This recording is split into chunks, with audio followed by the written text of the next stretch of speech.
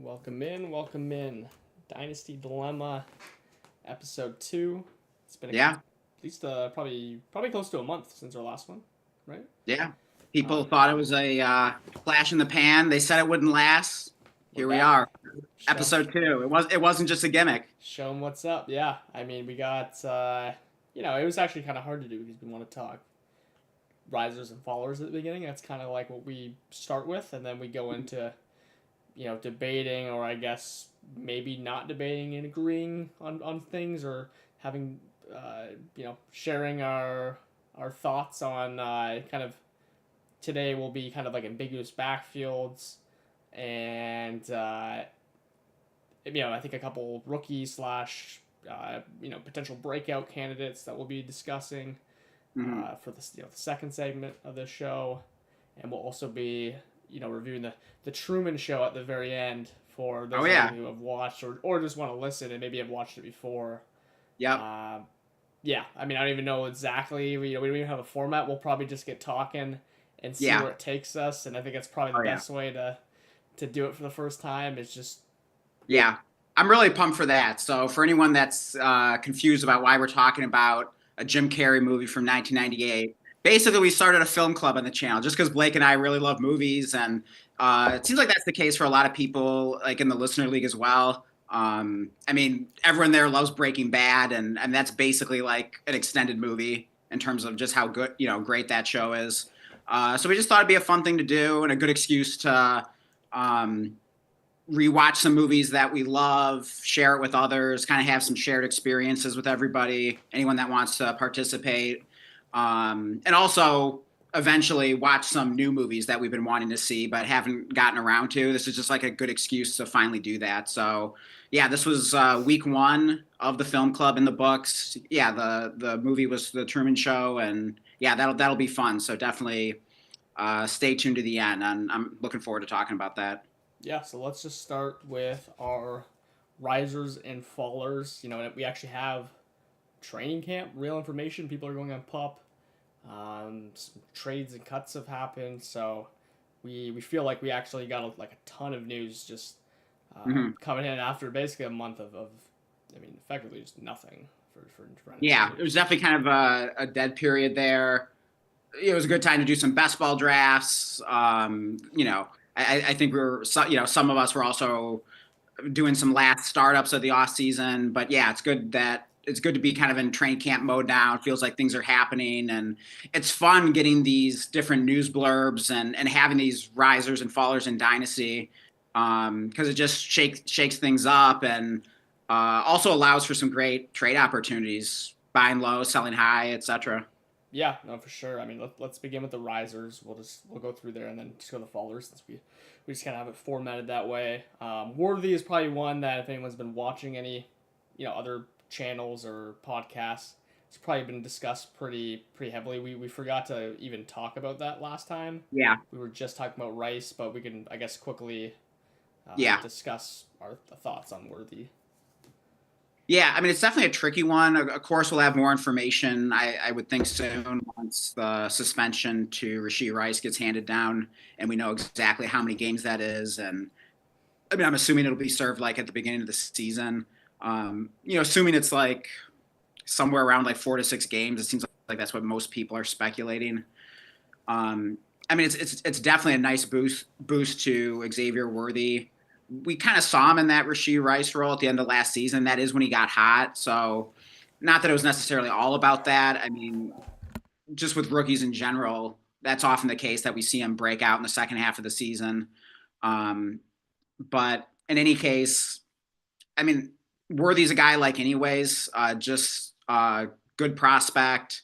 I like the potential for a second year breakout. And now on top of that, you factor in that probably for the first 4 to 6 games, he's going to be like the main target of Patrick Mahomes, probably in the Rashee Rice role. And then whenever Rice does come back, he could be a little rusty, maybe a little out of shape. I mean, who knows? Also, is it possible that Worthy just kind of stays in that role? I mean, I'm not expecting that because I think Worthy's game is more versatile than Rashee Rice's. So it would make sense for Rice to kind of go back to his role, and then Xavier Worthy is maybe more of the outside receiver, deep threat, et cetera. But in any case, I'm definitely buying that it's a nice boost for Worthy, someone I liked anyways. I mean, for Dynasty, well, I guess even for all formats, the only thing that's tricky is that the boost could be cut short, because you could argue that when and if, when Rice is on the field, that he should have the role that's going to be best for fantasy. So it is a tricky situation. Personally, in Dynasty, I don't really want to mess around with Rice too much. So I would place my bets on Worthy just in the long term. But it is tricky because when Rice is out there, at least in the short term, he should probably have the more fantasy relevant role. But yeah, it is a tough one, though. What do you think, Blake? Yeah, I mean, basically, Worthy is like undoubtedly a riser. It's hard to exactly gauge what a guy like that's price is. It's kind of honestly hard to even gauge to begin with, because I saw him going all over the place in startups. He's kind of just like at the front of that big cluster of like really talented receivers, and then ahead of him, it's just kind of like guys that are really hard to surpass, like T. Higgins, and like kind of just like Rome Odunze, and like he's kind of just in that like no man's land anyway. So it's like amongst like receiver rankings, like I would already honestly like have him ahead of Rome Odunze probably, like just in a vacuum myself. I know that's not popular. Yeah. But like he really doesn't change likely in my rankings like very much, like of my non-existent rankings that I yeah, just, right. But Totally. like he doesn't. Amongst receivers, he really wouldn't change much for me, but he still gets a notable boost. And as like owning a Worthy, if you're a Worthy owner going in the season, especially if you had like maybe some rookies in your lineup, Dan and I, our co-managed team specifically has like Tet on it, for example, and a couple other maybe a little not exactly sure what to expect, players like Jaden Reed. It's an awesome boost for a team like that. Like that is huge. Yeah. So yeah, like Especially to start the season, because yeah, specifically on that co-managed team, the big hurdle we were facing, at least as of like a few weeks ago, and prior to that, was we were concerned about starting the season slow, because after the rookie draft, we were looking at our starting lineup and we're seeing Pat McMillan, Travis Hunter, like Jaden Reed's another guy is kind of like, okay, what do we expect from him? So kind of like a lot of question marks and guys that might take some time to develop rather than like just hitting the ground running. We did end up making a trade where we basically tiered up from Travis Hunter to Ladd McConkey, so that helped. But now on top of that, to get this boost to Worthy specifically early in the season, I think will be huge for that team. So yeah, if anyone out there like owns Worthy on a team where you kind of had a similar concern as that, I think it could be huge just for that reason alone. yeah. I mean, Worthy's just undoubtedly, he goes from a guy that you really don't know what to expect week one, before the news. Yeah. And now like there's a scenario where he like legitimately blows up. Beyond when Rice comes back, I basically don't want to assume anything. I could see him just going right back into his role, which I think is likely as far as what he's asked to do. As far as fantasy production, though, he could kind of merge into this like realm where, I mean, it's not like one person can only get dink and dunks. Like, Exactly. it doesn't mean he's going to be stealing Rashee Rice's role, but he could be asked to do similar things at similar parts of the field. And Rashee Rice is, again, still just doing his thing. So Worley is far more versatile.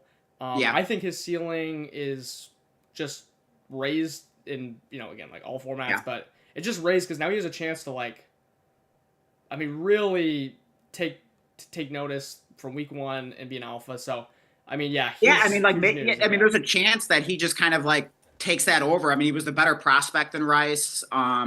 Maybe he just kind of becomes the alpha in that offense. And even if Rashee Rice comes back and Rice is kind of doing that dink and dunk role, that doesn't mean that Worthy still couldn't be the number one receiver, because like he could get some of the short and intermediate stuff as well, and he could do the deep stuff. And I know the Chiefs have been talking about throwing the ball deep more this season. So we'll see if that actually happens. I mean, Mahomes hasn't been particularly good at it like the last year or two, I believe, which seems bizarre because it seemed like he was awesome at it earlier in his career. So I don't know if that's just kind of a fluke or what the deal is exactly. But we did get a little taste of maybe what could be to come in the Super Bowl when Worthy had the 2 long touchdowns. I forget exactly how many yards he put up. I believe it was like, 150 plus, 170, something like that. Had a couple touchdowns. So, I mean, I think the upside with him is pretty massive, even without this news, and this only helps him further. And also just the potential for him to gain value, because if he's crushing it early in the season, imagine what that's going to do to his value and what you could sell him for. Yeah, there'll be some people that'll be like, oh no, when Rice comes back, it's gonna, come crashing down. But if he takes off for RV, whatever, starts from where he left off last year and even takes a step, I mean, his value certainly will be going up. I think the key for me is I don't see why both these guys can't just be amazing too. I don't even know if it's really especially with Travis Kelce.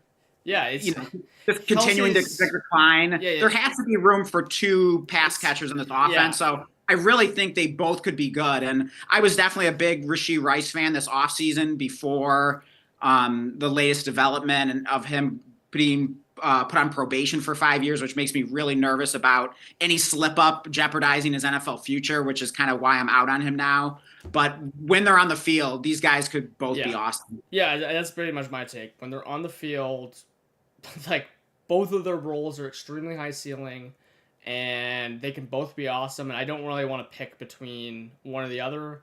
I think it's just kind of a case where I'm going to be, at some point from now and in this season, targeting both guys and trying to get more of both these guys in my dynasty teams. I know that maybe you aren't as so much sold on Rice, or you're a little nervous, but assuming there's a discount, I'll be interested. I mean, I'll never say never, because I still think Rice is a good player and has a good role in the offense that could be really fantasy productive, just like we saw, especially the early part of last season before he got injured. He was looking like he might be a league winner. So, that hasn't changed. I mean, if the price gets low enough for one reason or another, I'd certainly be willing to buy Rice if I felt like the value was there. Hard to say exactly what that is. There are a lot of moving parts with this whole situation. But yeah, I still like Rice, and I could see a situation where maybe I buy him at some point in the season and just make the bet that, okay, he's going to get through the next 2 to 3 months without screwing up. That's a smaller window.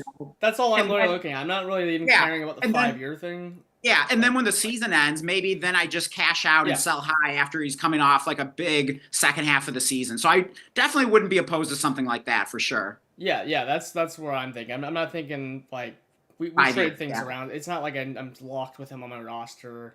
There's a lot you can do with them. But I think we covered that pretty well. Yeah, but last thing, if I could turn Rashee Rice into Xavier Worthy, I would personally do that, because I mean, if both are healthy and on the field for 17 games, I would have bet on Rice probably outproducing him, but I still think you could have made the case either way. And now with the suspension and all the implications of that, and Rice just kind of being on thin ice, like we said, I would rather just own Worthy and just have the more complete receiver, the more versatile receiver, the receiver less likely to have his career end at any given moment. So if you could make that swap or even add something small, personally, I would be willing to do that.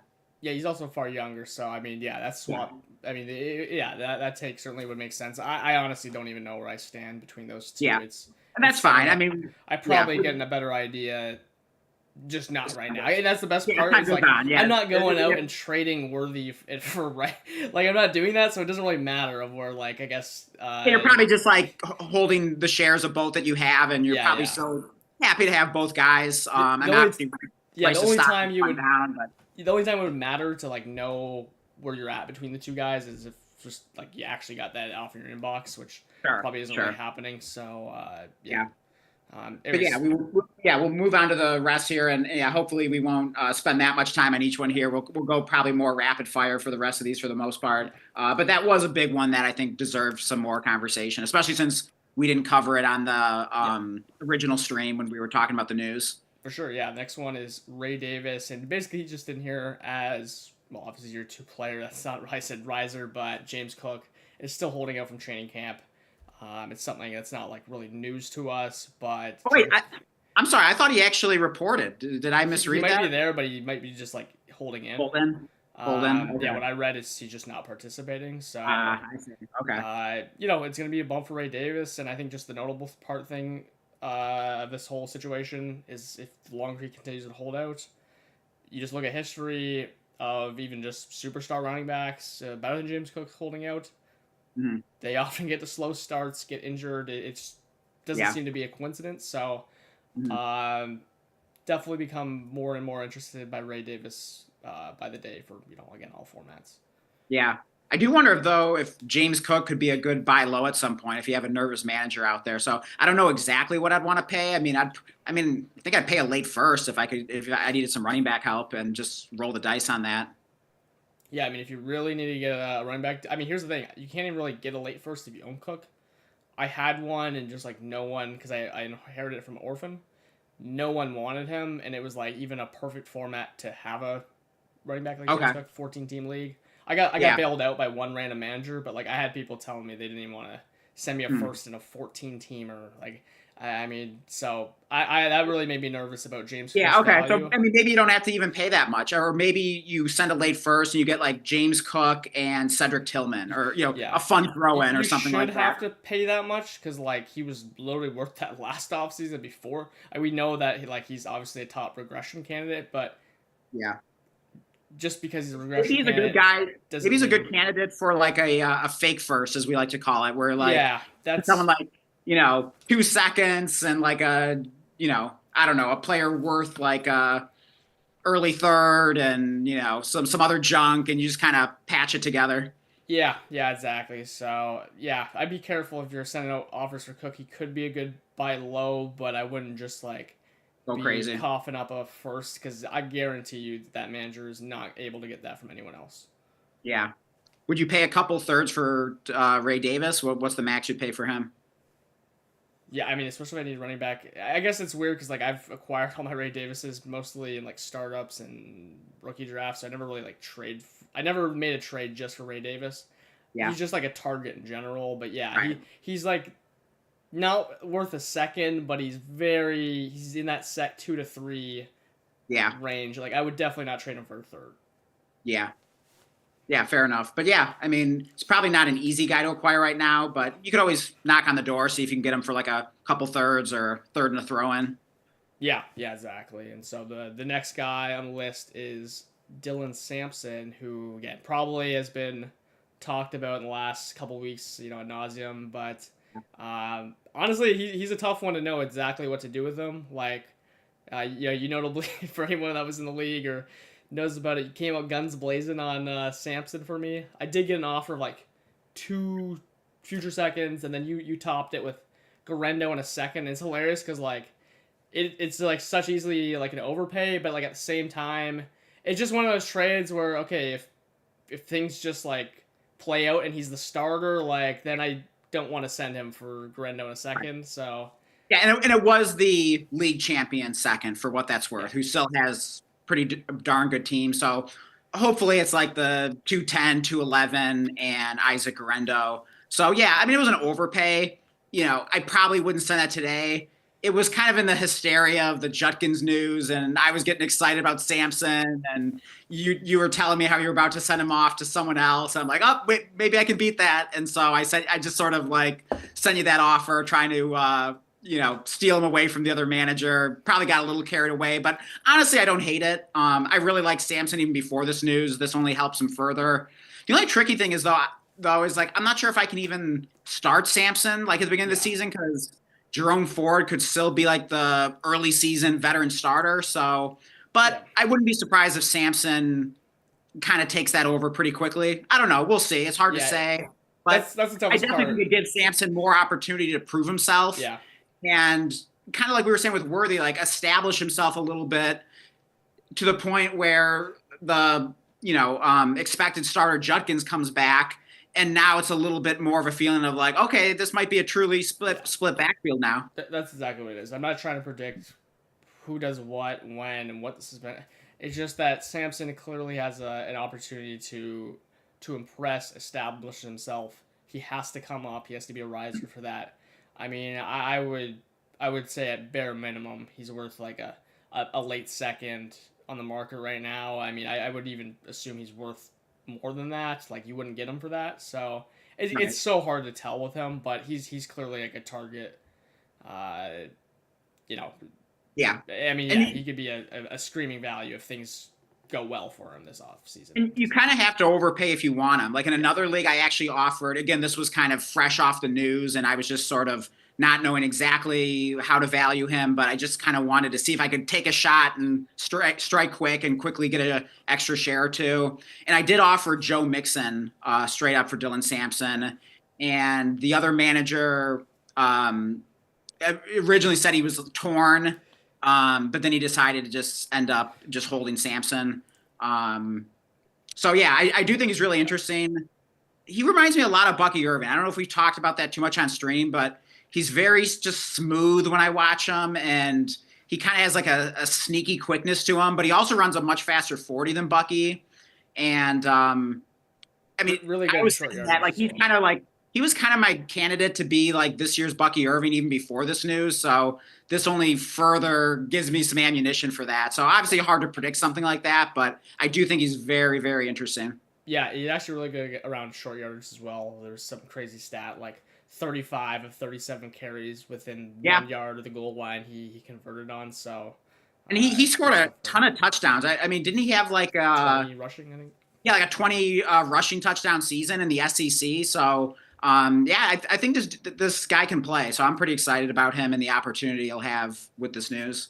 Yeah, absolutely. And another running back that has been a big riser is J.K. Dobbins. We all know he signed there. I don't know if we really talked about him much on stream, but one thing, honestly, I was like seeing some clips of J.K. Dobbins where it was like on the Chargers, and I'm like, wait, yeah, like this guy.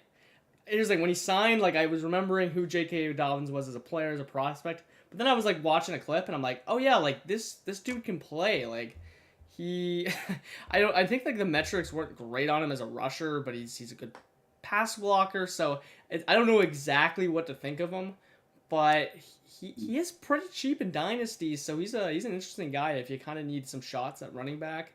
A guy I'd be interested in acquiring.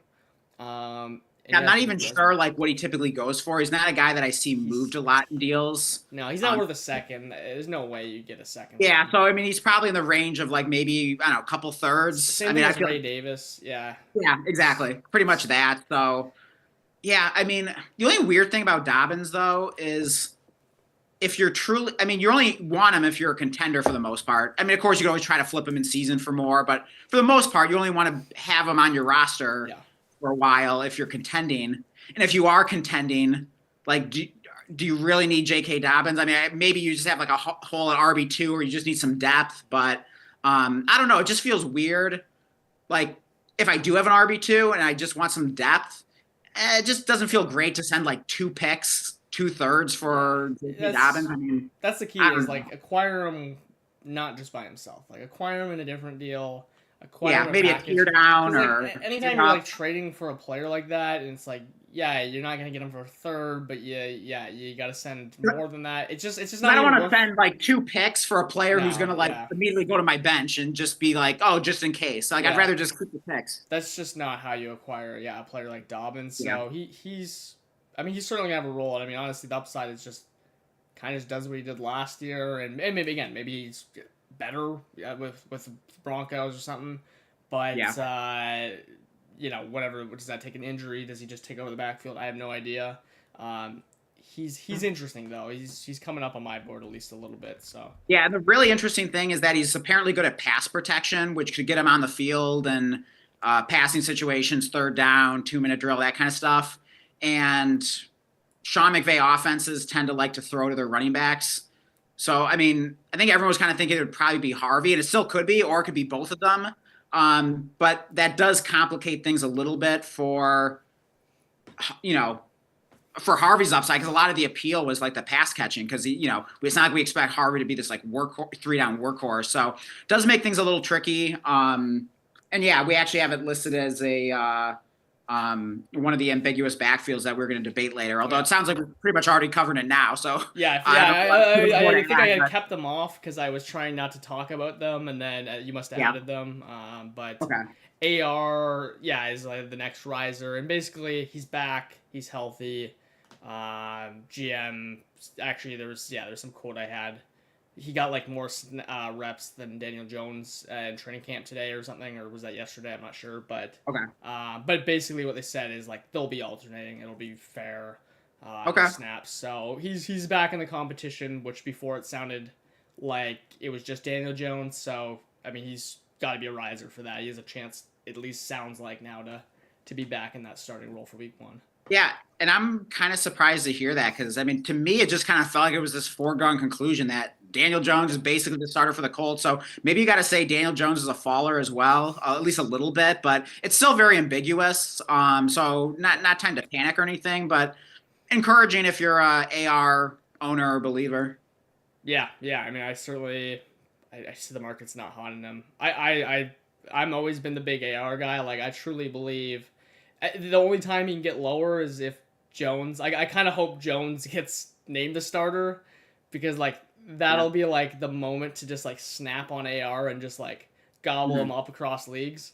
But have everyone just like it wouldn't be like shocking news at all. It would just be like, all right, perfect, discount time. So Oh yeah, for sure. I'm when I was in a startup, I took him on the 11th with Trent, and I was looking at the board, and like there clearly was not another player on that board that felt like he had the upside of an AR when he's on the field as a starter. So, Yeah. one of my personal like at this moment like price adjusted favorites, especially always been a guy of mine. But Yeah.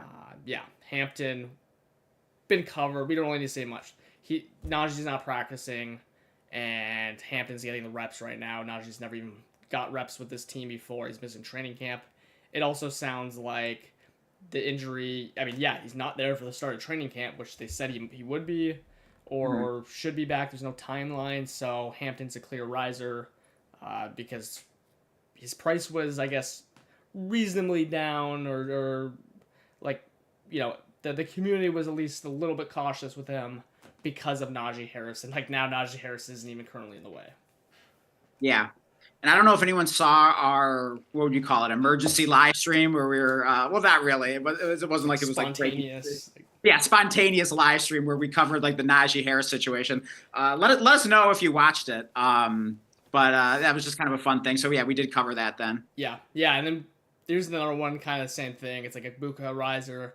I mean, we can kind of just cover like the faller of Godwin in the same Right. sentence here, but Godwin's ankle. There was a picture floating around of it like twice the size, on one side as the other, and he had a second surgery no one knew about in the spring, and he's not ready to practice. So I mean, that basically bumps up every single player. It shouldn't just be Igbuka, but Igbuka is notably like the really enticing guy for Dynasty and can play in the slot. So we had him listed for that reason. Yeah, I guess you could say maybe like slight bumps to Jalen McMillan if you're still holding out hope for him, or Kate Otten. I don't know if Mike Evans really. I mean, I guess it benefits him slightly, maybe. Yeah, it benefits every player in the pass catcher. It's just a big knock on Godwin. I mean, I don't even know what to expect from him. So, like, not a guy I've like been buying the injury.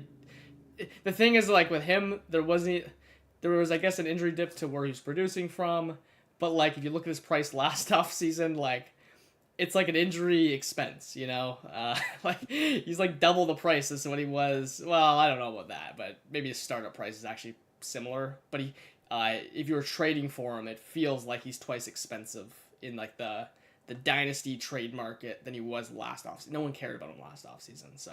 Yeah, his price went up a lot after the half season he had where he was like the wide receiver too. So yeah, somehow I have like 2 shares of him. So not looking like great investments, but thankfully they're on teams where I'm in pretty good shape. So not that big a deal. Yeah. And then, JMO, I think you had him in here because he's been getting some like coach speak buzz. Yeah, it just seems like everything I'm hearing about JMO is positive. It seems like the offensive coordinator has big plans for him and is excited about him. It just seems like there's been a lot of steam on him. So yeah, I just thought he was worth mentioning. I mean, and the thing that's most interesting about it is that he was getting so much hype and buzz last offseason. And it truly was that steady drumbeat that everyone in the fantasy football community always talks about. That's the thing you look for in terms of separating what buzz is real versus like what isn't. And it seems like we're there again. And so I do wonder, can JMO take his game to another level? Because I mean, last year was so awesome, but can he ascend even higher? Yeah, I mean, I could see him being a guy that I have in our bold predictions video again. Yeah, and I don't know if anyone saw the bold predictions video we did last year. We definitely didn't have a lot of the audience that we have now. But yeah, I made a bold prediction about him. Then I could definitely see that doing it again. So, but yeah, I just think he's a fun player, and I'm just kind of like Worthy. I think a lot of people just assume that we've kind of have seen the ceiling, but I'm not sure that we have. Yeah. I mean, my only question is just all the weapons they have there. If something changes in there / JMO gets better, I mean, there's a whole new ceiling to be tapped in there. And I mean, like maybe like a crazy one that we aren't even acknowledging, especially if just like, yeah, something unforeseen happened, like an injury or just, I don't know, a shift and it's just something there, because obviously there's a lot of mouths to feed. I think that's just why people and the marketers assuming there's not like that. We've kind of seen the best.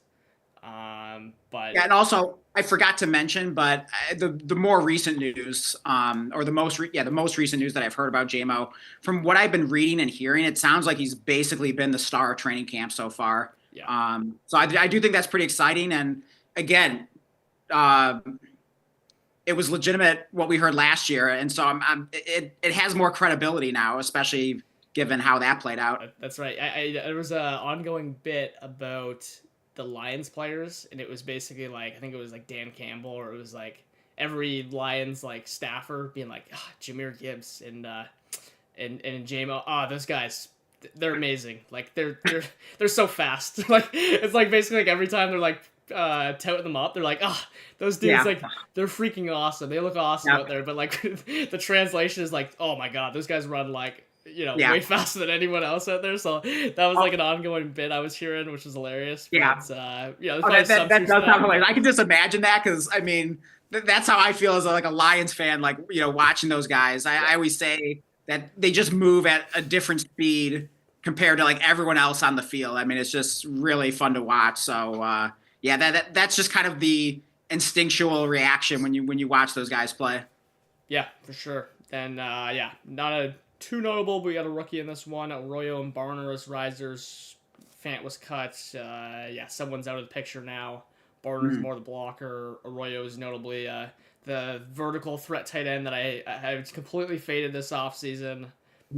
I mean, maybe I'm regretting that now, but honestly, it's kind of like one of those ones where I'm if I want to get some Arroyo, I'll draft him on best ball or something. I'm not really like too worried about that. I do think like Fant is like somehow a potential riser off this, hilariously enough, because a potential landing spot for him, whether it's right now, later, I've been hearing is like the Dolphins. And imagine if he landed with the Dolphins and could get Jonu-fied. I mean, that would be the best thing that could ever happen to him. There's some other landing spots as well that would be interesting, maybe for next season, whatever. Yeah, but Dolphins would probably be the best opportunity for him to have a chance to earn the starting spot and make some noise. And we saw what it did for Jonu. So it kind of brought him back from the dead a bit. So could the same thing happen with Fant? Could we have another fantasy zombie tight end there in Miami? It'd be fun. Yeah, honestly, Arroyo, where people have been taking them in that, kind of early to mid third-ish in these tight end premium leagues. That's where I'd have him now. I know that people will probably bump him up, maybe want to bump him up to the late second. That's fine. I wouldn't personally have him that high, but maybe that's just my blindness for his process. Yeah, I probably wouldn't be like trying to buy him now with his value having gone up. Wait for him to start the season slow and buy him at a discount then. Yeah, and then Keenan Allen was our final riser. Basically, it sounds like he's got offers. He's just waiting to sign and see what the right scenario is. So he's free. Yeah. Good So target. if he's sitting on any waiver wires in any of your dynasty leagues, now would be a good time to scoop him up before the news breaks that Keenan Allen is signed with, insert Yeah. NFL team. Yeah, fallers. We kind of honestly touched on a lot Yeah. of these guys throughout the risers. Judkins, Harvey, Najee. The only one I note is, and it's not that big of a fall, but it's Pearsall still injured with a hamstring. I actually did some research. He injured that same hamstring last offseason as well.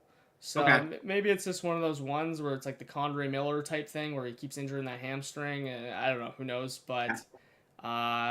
I mean, he's got a pretty injury-prone start to his career. Obviously, he can't help getting shot. He had like a foot injury. Then he like last year he had like a hamstring. Now he's got this hamstring that's still lingering. So, uh, not the greatest start you want for him with a lot of opportunity there.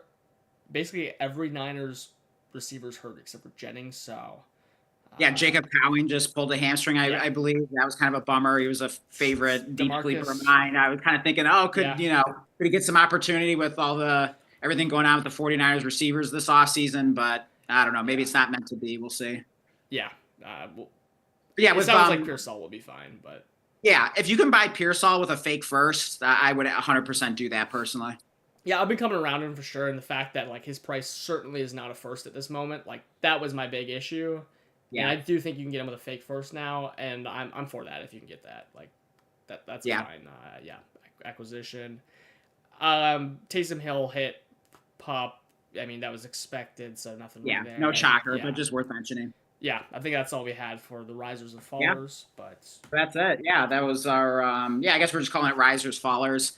I kind of think of the old segment Market Watch Monday from what was it called? Bunk Bed Breakdowns. okay, So I don't know if anyone watched that channel yeah, back in the day, but that was the YouTube channel that I pretty much learned Dynasty on, like when I was first getting into it.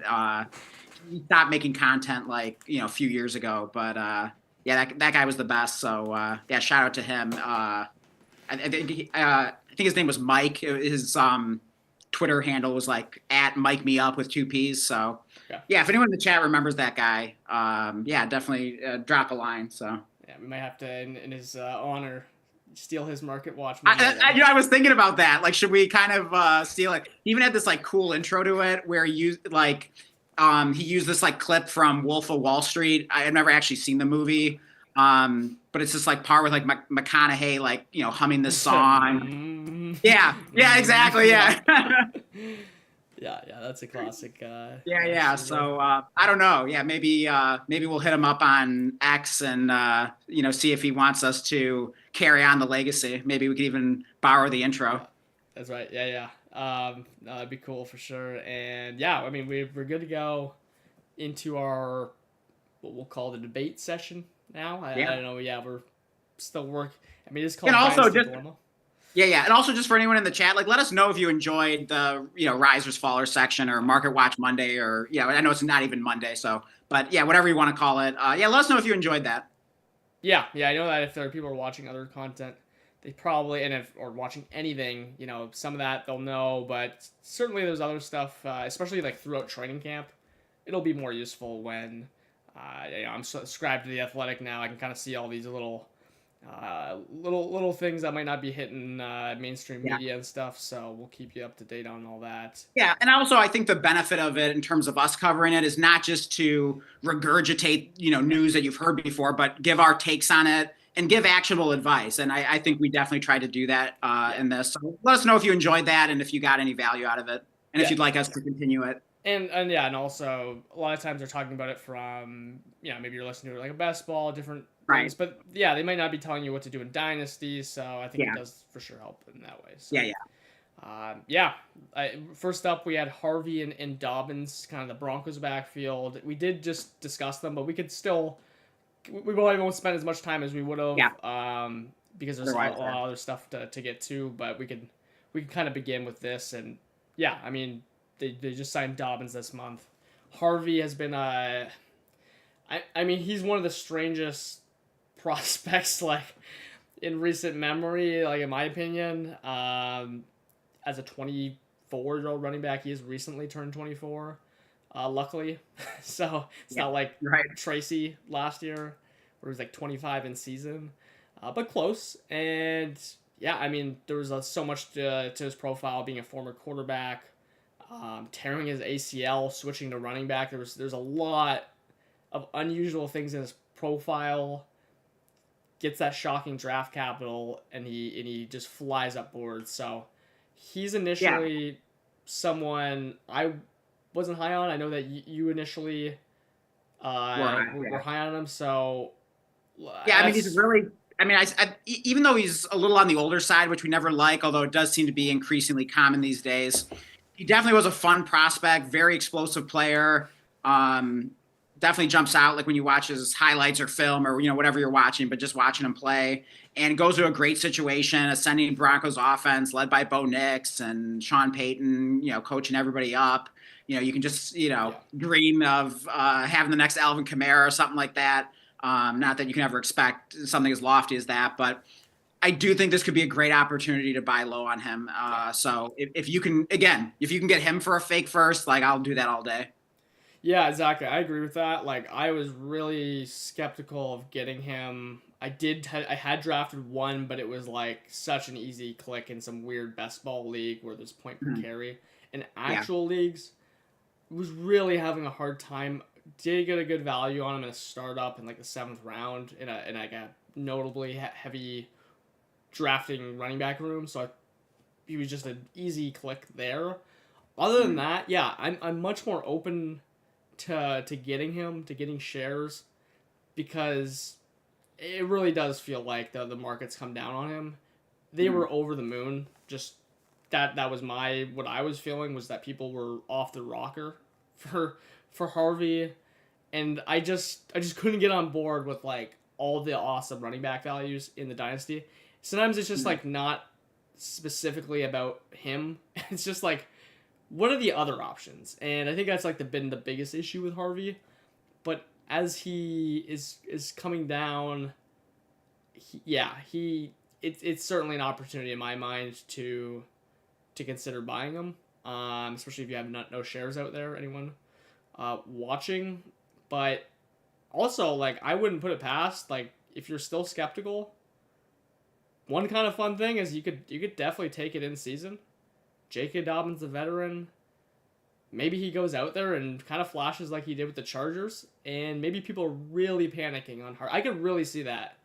People panicking on Harvey. That's kind of why I've been skeptical, especially with Dobbins there, but I'm loving like the fall of his value. I wouldn't put that past the market to just completely panic on him with a week 1 Dobbins blow up or something like that. Yeah. And I recently did trade away a Harvey share. I basically traded Zay Flowers and RJ Harvey for Marvin Harrison. And even I feel like when I made that trade, I may have been kind of thinking like, oh, like, Harvey's stock has fallen. Like maybe I should just kind of, cash out and get something for him like before it like falls further. And looking back, I realized not that it was like a bad trade or anything, because like how high I am on Marvin Harrison, so I'm really excited that I was able to get another share of him, and specifically in the listener league. So that was really fun. No regrets, but that panic can kind of it can get even the best of us can kind of get caught up in that sometimes. So I think there could be opportunities there to buy him, and I think he could be really, really sneaky to buy right now. Yeah, I think the best way of what you just said to kind of, how I could see this going, I don't want to say for sure. I think people that have drafted and own Harvey right now are more willing than ever, unless they're ultra stands, to trade him. Yeah. You're probably not going to get him for the fake first, but the thing is once there's a reason for them to, once there's another bump in the road, and it's Dobbins is taking the majority snaps, whatever it is that might end up happening. There's a multitude of things that could cause that. Yeah. Those managers, they might be like, oh man, like they're regretting it, and then you come to them and you're like, it's just kind of like what you said. It's like, okay, I mean, I'm just I'm just gonna cash out on the falling knife here. Yeah. So yeah, I do like keeping an eye on him. Um, yeah, he's one where I'm not exactly sure where I stand. I'm more open than ever though. Yeah. And then yeah, 100%. So definitely worth exploring. And maybe if you still have to pay a late first, can you get something thrown in? Kind of like what we yeah, were talking about earlier. Can you get like a Cedric Tillman type thrown in, someone like that. yeah. No, that would be awesome. Then yeah, if you're gonna pay a late first doing that, and then Yeah. Dobbins. Yeah, we discussed Dobbins like you know kind of in detail honestly in that risers thing. He's not someone I'm going to pay in trading specifically for. He's a great throw-in right now. I didn't really want to toss him in that deal I made in the listener league with Chase, but it was like he had sent me an original offer for like Nico. I upped it to Puka because they're very they're at least really similar. And so I didn't put up a fuss. I gave him Dobbins in that, but I was kind of acknowledging that that could be just kind of one of those throw-ins that he's not really worth anything right now. You're not gonna get much trade credit for him, but like he it finds himself in that starting role in the Denver backfield, and I mean that could be pretty valuable. So, Yeah. yeah, I mean he could easily flip into like a second plus, kind of like he did last year.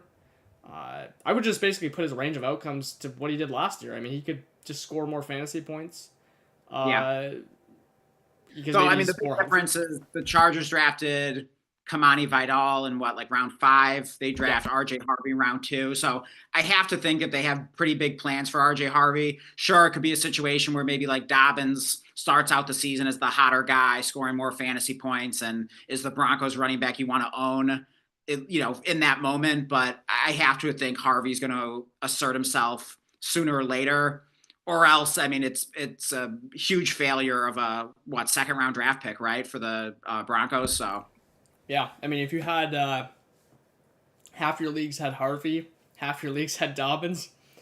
I mean, there could be or maybe like half your leagues just had Dobbins. Let's say there's a real scenario where you could go out there, sell all those Dobbins shares, and meanwhile in like your other leagues be just like buying the dip on all those Harveys. I mean, I'm interested to see how that backfield actually plays out week one. I'm talking as if it's like definitely Dobbins like eating up 50% of the snaps, or even potentially yeah, I mean, more. that's not a foregone conclusion. I mean, for all we know, Exactly. like It's Harvey's going to come out and smash. Like, I mean, who knows? I mean, that doesn't seem likely as a rookie, but you never know. yeah, I wouldn't put it past or just like really early in the season. So Yeah, and also like we were talking on the phone about recently with Travion Henderson, RJ Harvey could be one of those guys where as soon as you see him out there and like make some big play and kind of like the thing with like JMO and Gibbs, like, oh, like that yeah, guy's really fast, that guy looks really good. Like it might be hard to trade for him at that point. yeah, absolutely. Actually, there was one thing I just recalled. Um, Probably a lot of people are familiar with reception perception. There's like a running back version of that I saw Matt Harmon sharing, and the only one I've seen someone did on RJ Harvey, and I have nothing to compare it to as far as success rate. I was pretty shocked to see his success rate was like pretty bad on this guy's reception perception. There was Mhm. one green on like outside, I don't know, like gap or like man to man like blocking scheme. It was like red on inside runs, and then the zone scheme he was like awful in. So I would have to look into even what Denver runs. I couldn't even tell you, but that maybe that's something that if someone was interested in looking into, you could probably find that really easily. Um, if Yeah, you but look at I Matt think Harmon's Twitter. one of the criticisms of RJ Harvey, if I'm not mistaken, was maybe like questionable vision, I want to say. Yeah. So I don't know, we'll see. But Yeah. I mean, he can make big plays though. He's in a good situation. So I would definitely not panic. And if anything, I would see if I could buy him at a nice value right now. Yeah, I mean, hey, that running back reception perception might tank his price even more. So something to Hey, keep an eye on. exactly. So yeah, all good news for Harvey, right? Yeah, yeah. I mean, honestly, I think that probably sums up that the backfield Yeah. because we talked about him earlier. Yeah. So what is dilemma number 2? Yeah, dilemma number 2. This has been a pretty popular one this offseason. It is the Jaguars backfield. I Yeah. mean, this one's particularly interesting or like notable or really important, I think is probably the better way to put it. Because if you get this wrong or actually, again, better way to put it, if you get this right, you could have a league winner on your hands. The way that we're looking at this offensive environment, and there's 3 different options. You don't often see like there's 3 real options in the backfield like this. It's normally like 2 and then some like real dark horse Sean Tucker type. But I mean, Tank Bigsby had a good last year, so. And then you got the veteran with ETN who had a terrible year. It's kind of like the perfect storm. There's like the terrible vet with good draft capital. Yeah. The guy that top 5 fantasy running back before in a season. Yeah, and then you get like the completely disappointing rookie running back that year 2 at least showed some flashes, has 8 career catches. Like, he's like his own thing. And then you got like the not only exciting rookie, but like one of those rookies that in the pre-draft process was kind of like the community's favorite to see where he landed. And he actually like got the awesome landing spot. So, I mean, where do you go immediately, Dan? Like, talk me through your stance, I guess, on these 3 backs. Yeah, it's a very tricky situation. I mean, it has to be the most ambiguous backfield in the NFL, but that's also what makes it really exciting. Because, like you said, if you get it right, there's a lot of upside there, especially with Liam Cohen there and what he did for Bucky Irving last season. So I guess like the first question that comes to mind in terms of wanting to figure out is like, who's the Bucky Irving of this backfield? You could debate it a number of ways. I mean, obviously, it's clearly the 4th round rookie pick. Right. Well, I mean, you would think that the rookie running back that they draft in early round 4. You can almost squint and tell yourself, just call it like late round 3 in your head, because I think it was like 2 picks away from being like late round 3. Yeah, it was, yeah. And that sounds a lot better than we're taking the 4th round. Oh, he's a day 3 pick, So if you think of it that way, I do think that Tootin is probably the guy that they want to be the guy, because it's Cohen's guy. Like I guess maybe Cohen doesn't make the decision, but I'm sure he had an impact on that. And of course, the GM as well, and the scouting. But let me add, James Gladstone was on record to say, the GM, when he was being interviewed for the job, he was pitching the owner on drafting Bashal Tootin before he even got the job, and saying how this guy's going to change the offense. So. I mean, like, that is pretty bullish to hear. Of course, none of that's even, like, really being considered in any of, like, the conversation with them. That's pretty, like, recent information and stuff that I've really never even heard talked about.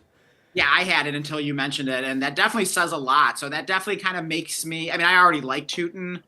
The fumbling thing has made me nervous. And, of course, when he fumbled on, like, the first day of OTAs, like, that reminded everyone of that issue, and it seems like his value has kind of gone down since then. So I definitely think putting aside those comments from the GM, because I don't know if that's actually going to raise his value. I mean, we'll see. I doubt it, but I do think it could be a really nice time to buy low on Tootin. Like, I wouldn't expect him to produce early in the season.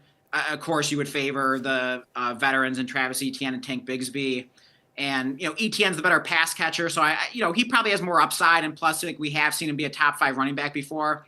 But I do think that Tank Bigsby is a very fun dark horse. I mentioned him yesterday in terms of just guys that I've kind of become increasingly interested in as the offseason has gone on, and I've just thought about that situation more.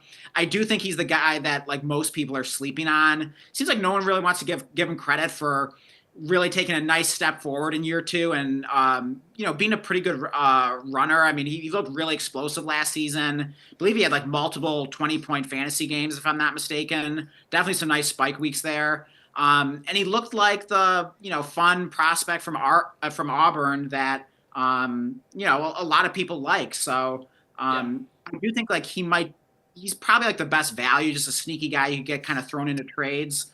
But yeah, I would make Etienne the favorite, and I do think that Tootin is probably the guy you want in the long term. Yeah, like Bigsby, I definitely see how people get rid of Bigsby, because he's like the cheapest one. He flashed. It all makes sense, but we're not playing in standard leagues. I mean, if you are, then I would agree. I mean, he's got 8 career catches. I'm going to keep mentioning that. Like, that is no, sorry. Is it 8 career catches or 8 career targets? Either way. I mean, that just shows, like, it doesn't even matter what it is, but that's how bad it is. Yeah. We're in full PPR. Like, uh, yeah, he just has to be perfect on the ground, and now he's in a three-headed monster. I mean, Mhm. like, with a terrible ETN last year, he couldn't get it done. Like, what's ETN potentially getting healthier Mhm. and Tootin getting added gonna help? Like, to me, that if Bigsby was gonna be some hit in Jacksonville, it would have happened last year. I know he had a couple spike weeks. I actually did just randomly come across someone that was like going very in depth about Tank Bigsby and his Mhm. season last year, and basically they said they were like charting all his runs and everything, Mhm. and I believe what they said was it was kind of just like he might have like scored well on the PFF and all that stuff, but like he kind of just like had fraudulent production or maybe just like being there in there on the right play and the right play call. Basically, it was like he was going untouched and just prancing like 80 yards. You know what I mean? It was just one of those perfectly blocked plays, and Okay. basically it was like, yeah, 2 games in a row or something. He had like some big play like that, whatever it was. I don't want to like, you know, it wasn't exactly. I can't remember because I listened a couple months ago. But basically, they were saying is like when you removed like those 2 runs or whatever, like, Mhm. and they might have been both touchdown runs.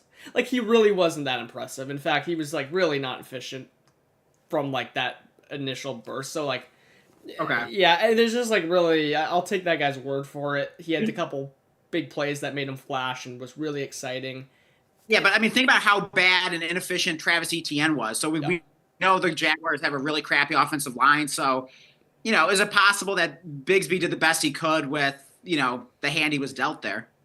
I mean, yeah, the offensive line didn't get better though, and also just like ETN did just stink last year. I mean, he was hurt and just Yeah. like he just looked awful. So it could certainly be that, but like I I I think the only format really I'm be any interested at all in Bigsby is best ball. That's it. I don't want to I make him got a nice. question for you, Blake. In 3 seasons at Auburn, how many catches do you think Tank Bigsby had? That's the thing. He actually had a decent receiving profile in college, but he had his rookie year in the NFL. He was like, it was part of the reason he had such a bad rookie year. Every time they threw him a ball, it was like okay, he catches it, he fumbles, he drops it, and then it Okay. turns into an interception, and like that's Uh, how he got like no playing time his rookie year. So like it doesn't really make sense. He shouldn't be that bad of a pass catcher. He's not being yeah. asked to do it at all. I mean, in 2022, his last season at Auburn, he had 30 catches. And honestly, like in college football, I feel like they don't even like throw to the running backs a lot. So Yeah, it must have that's been like bad because I feel like he can do it. And I mean, we've seen cases like Kenneth Walker where they're not really perceived as a pass catching running back. And then last year, like, oh, all of a sudden he can do it, right? I mean, it's not that hard. I mean, he doesn't have to be like Austin Eckler out there, but if he can just like catch a dump off pass or whatever, do some basic things, like I don't think it's like rocket science. So like I don't put quite as much into that as you, especially considering he's only been in the league 2 years. Like I still feel like that part of his game could come out. So I do think there might be a little more upside there just because he dropped a pass or two or had a fumble his rookie season, which was admittedly a train wreck. But we've seen him progress since then.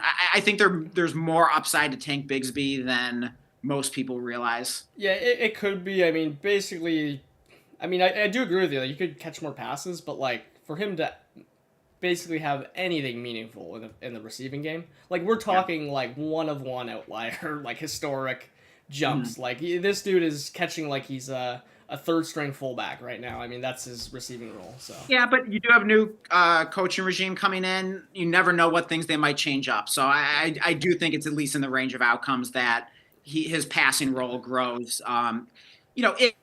If they like him otherwise, if they think he's the best, guy for hey, the job to start it the could season. double.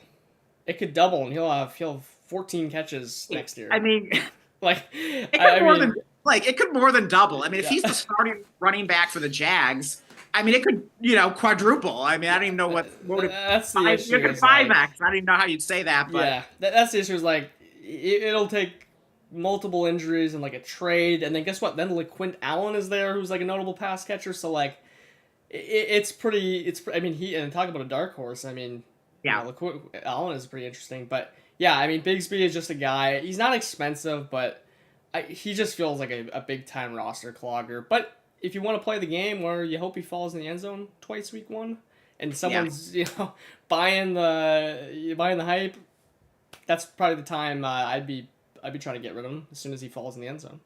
Yeah. What are you actually expecting this to look like? Do you think it's like this kind of game of musical chairs throughout the season where it's like constantly changing, like who's hot and which is the guy to own?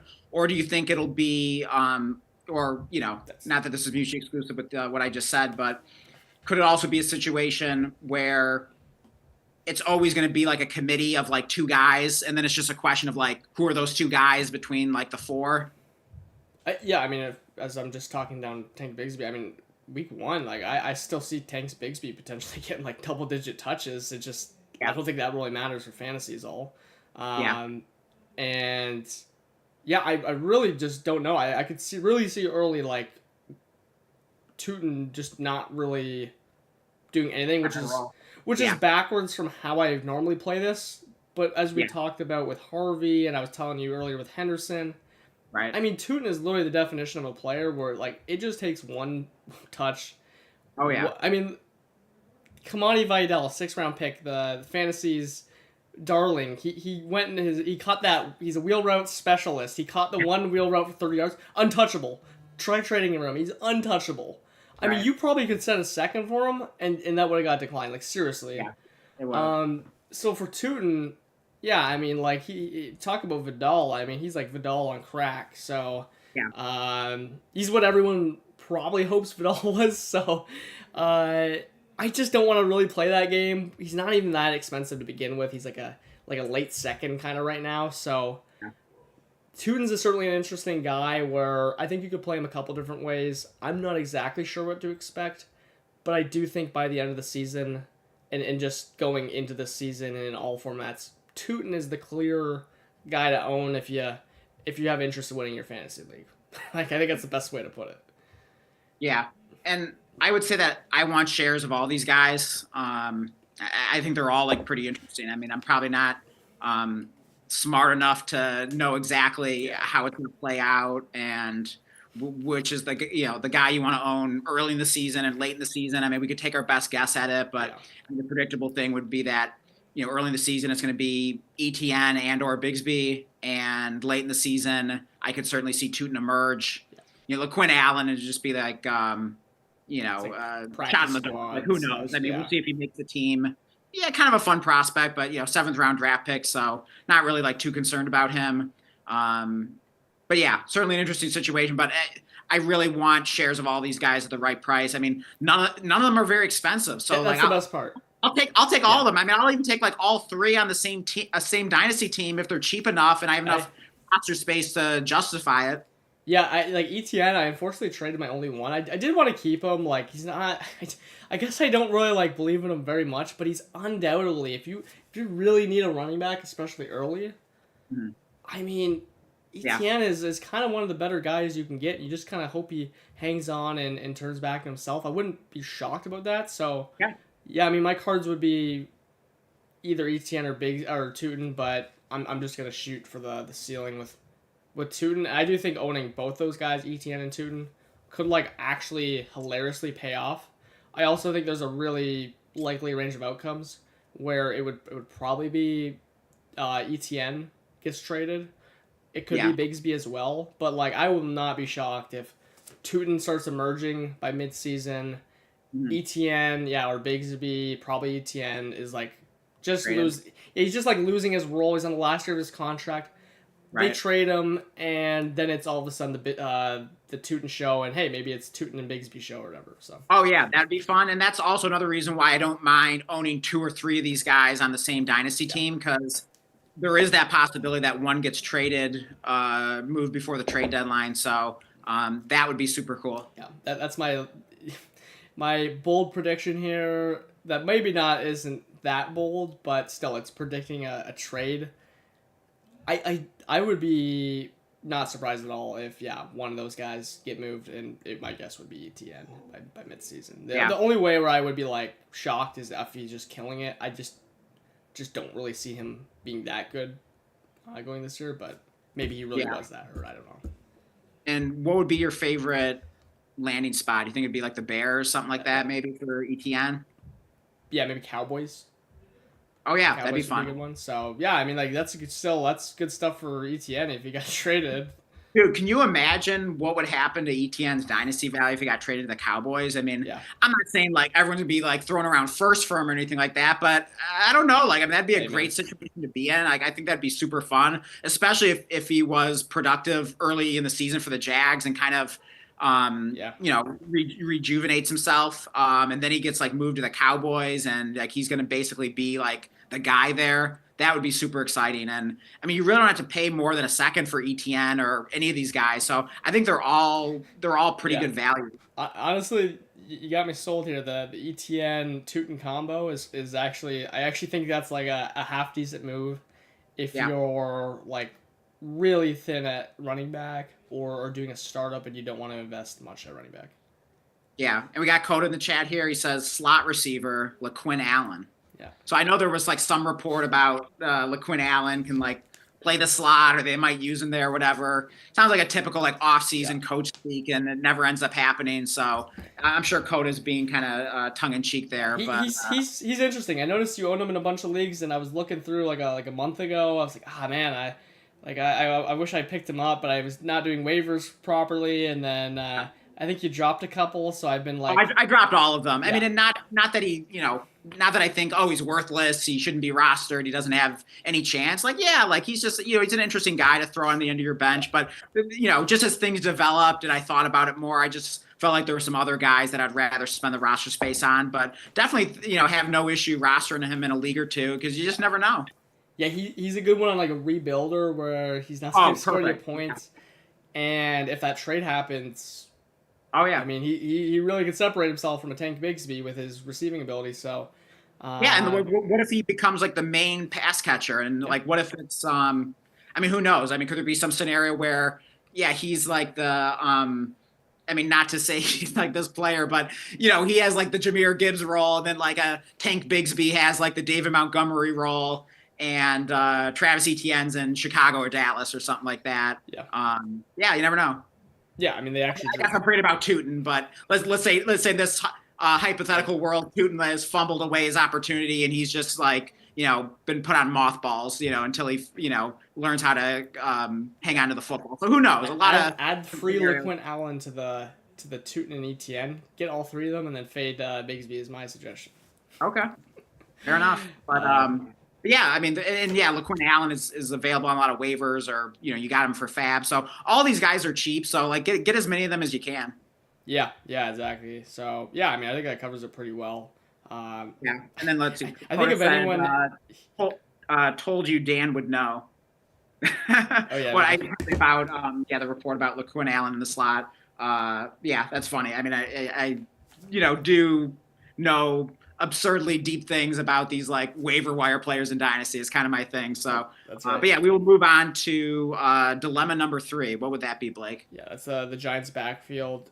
I just wanted to add one thing though before we go into that. I was gonna say if anyone actually knew what how the Jags backfield was gonna play out, like that person is probably like the BBM winner.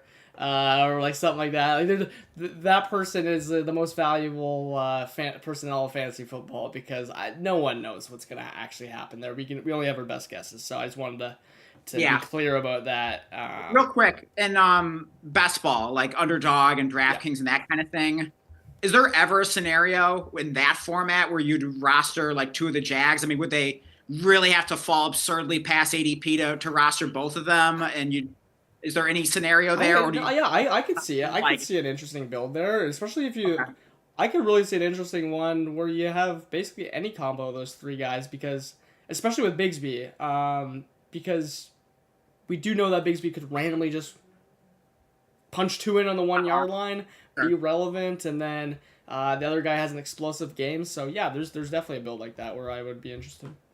Okay, so maybe you're not going like out of your way to roster like 2 Jags running backs in best ball, but you wouldn't be opposed to it if it made sense for the value and the roster construction.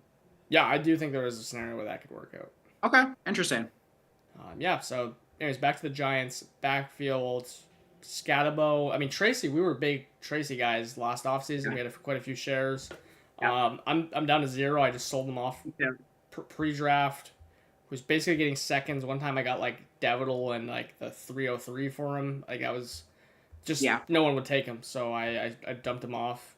I believe I traded him in 2 different leagues, more or less straight up for David Montgomery, like early in the offseason. So that feels like a pretty huge win. Yeah, I tried that with mine, and there was no takers, unfortunately. But yeah, that was definitely a good trade on your part. Tracy, it's not that he's, for me, like, I saw a path where like somehow maybe he survives the draft, but they were doing all those visits, and it just completely got me out. Like we knew they were gonna draft it back, or it was gonna be very likely to. Again, Scatabo was effectively a 3rd round pick, same as Tootin. It was like 2 or 3 picks off being in the 3rd round.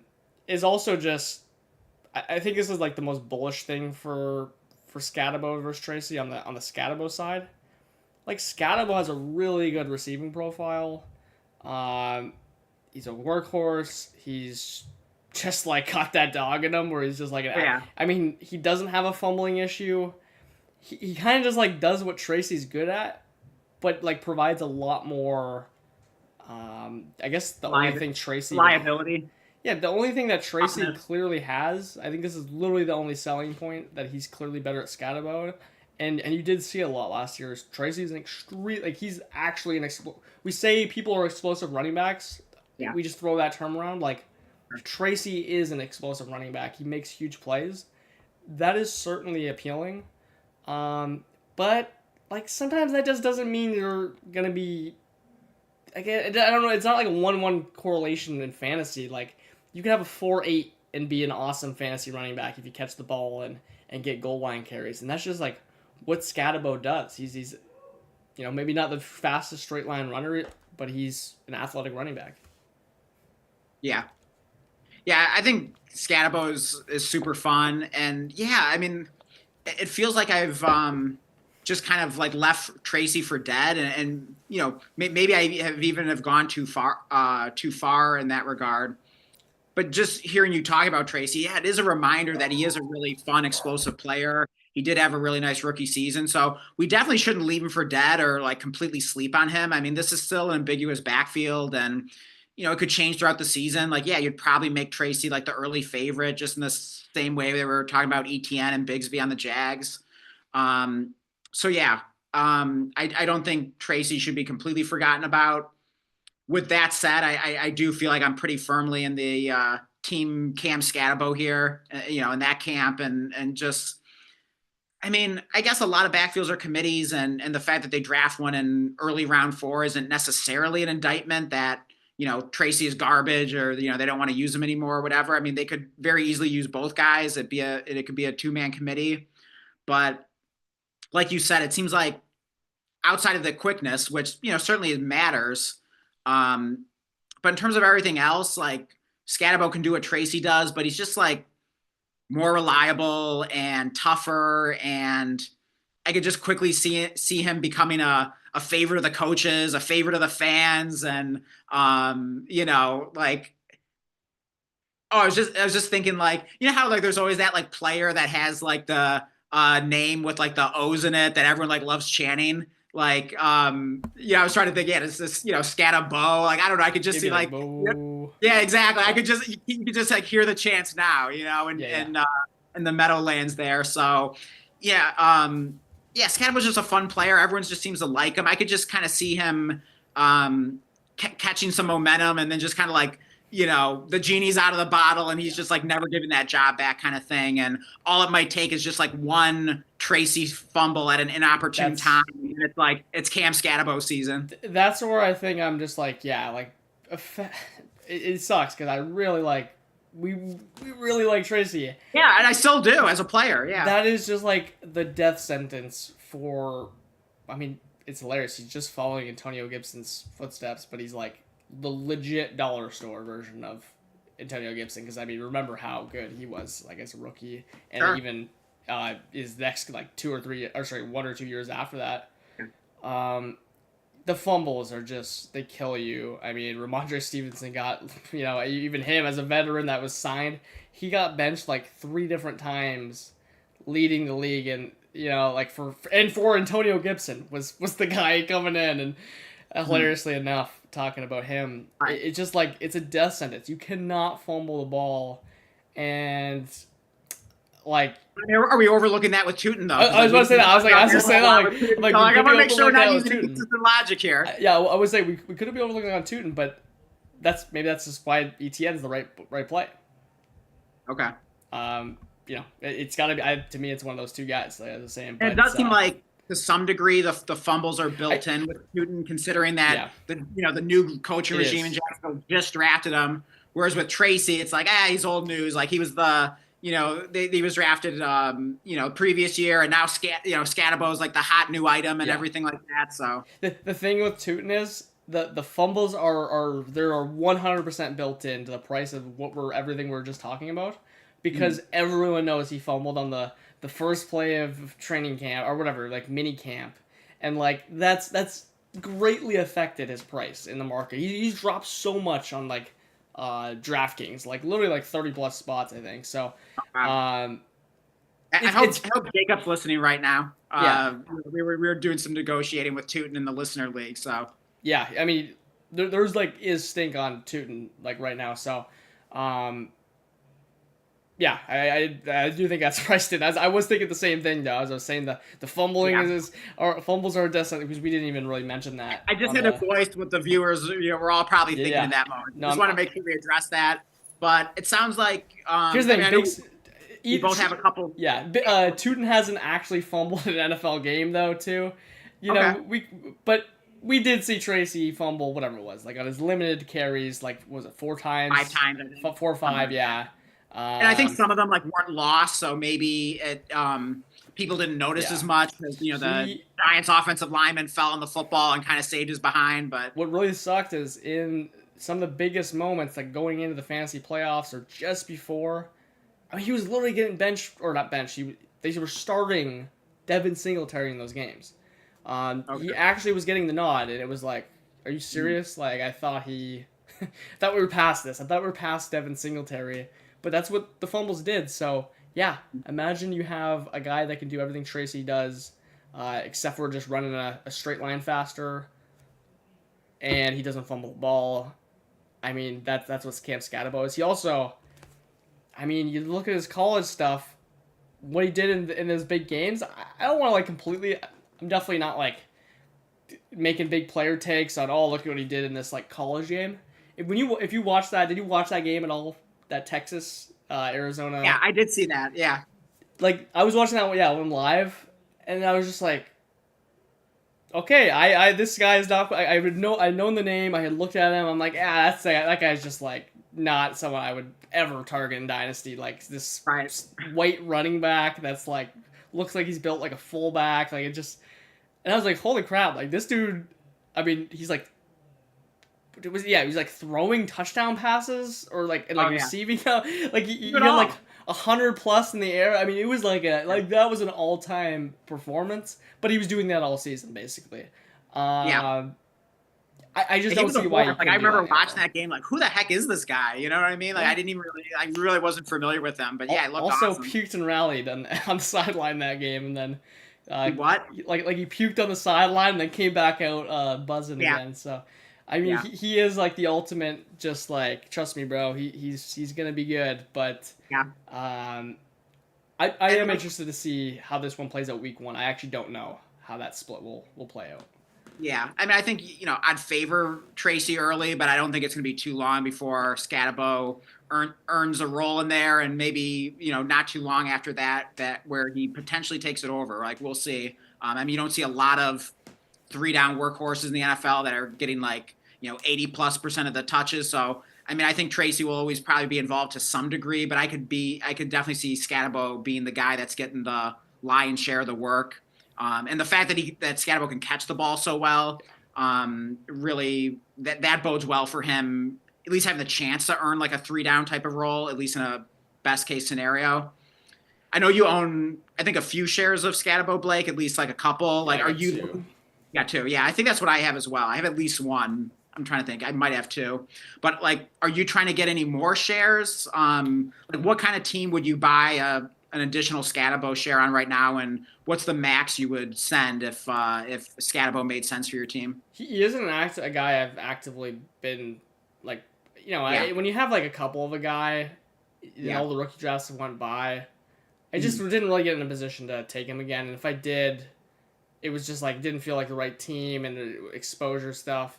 And he was Yeah, tough to. it's kind of like with the J.K. Dobbins thing, where it's like, yeah, do I really want to like spend like a second or a second plus just like put this guy on my bench? I mean, yeah, he Yeah. could increase in value, so I don't know. Maybe I should consider it for that reason. But yeah, I haven't really sent any offers from either. Do But you I own him?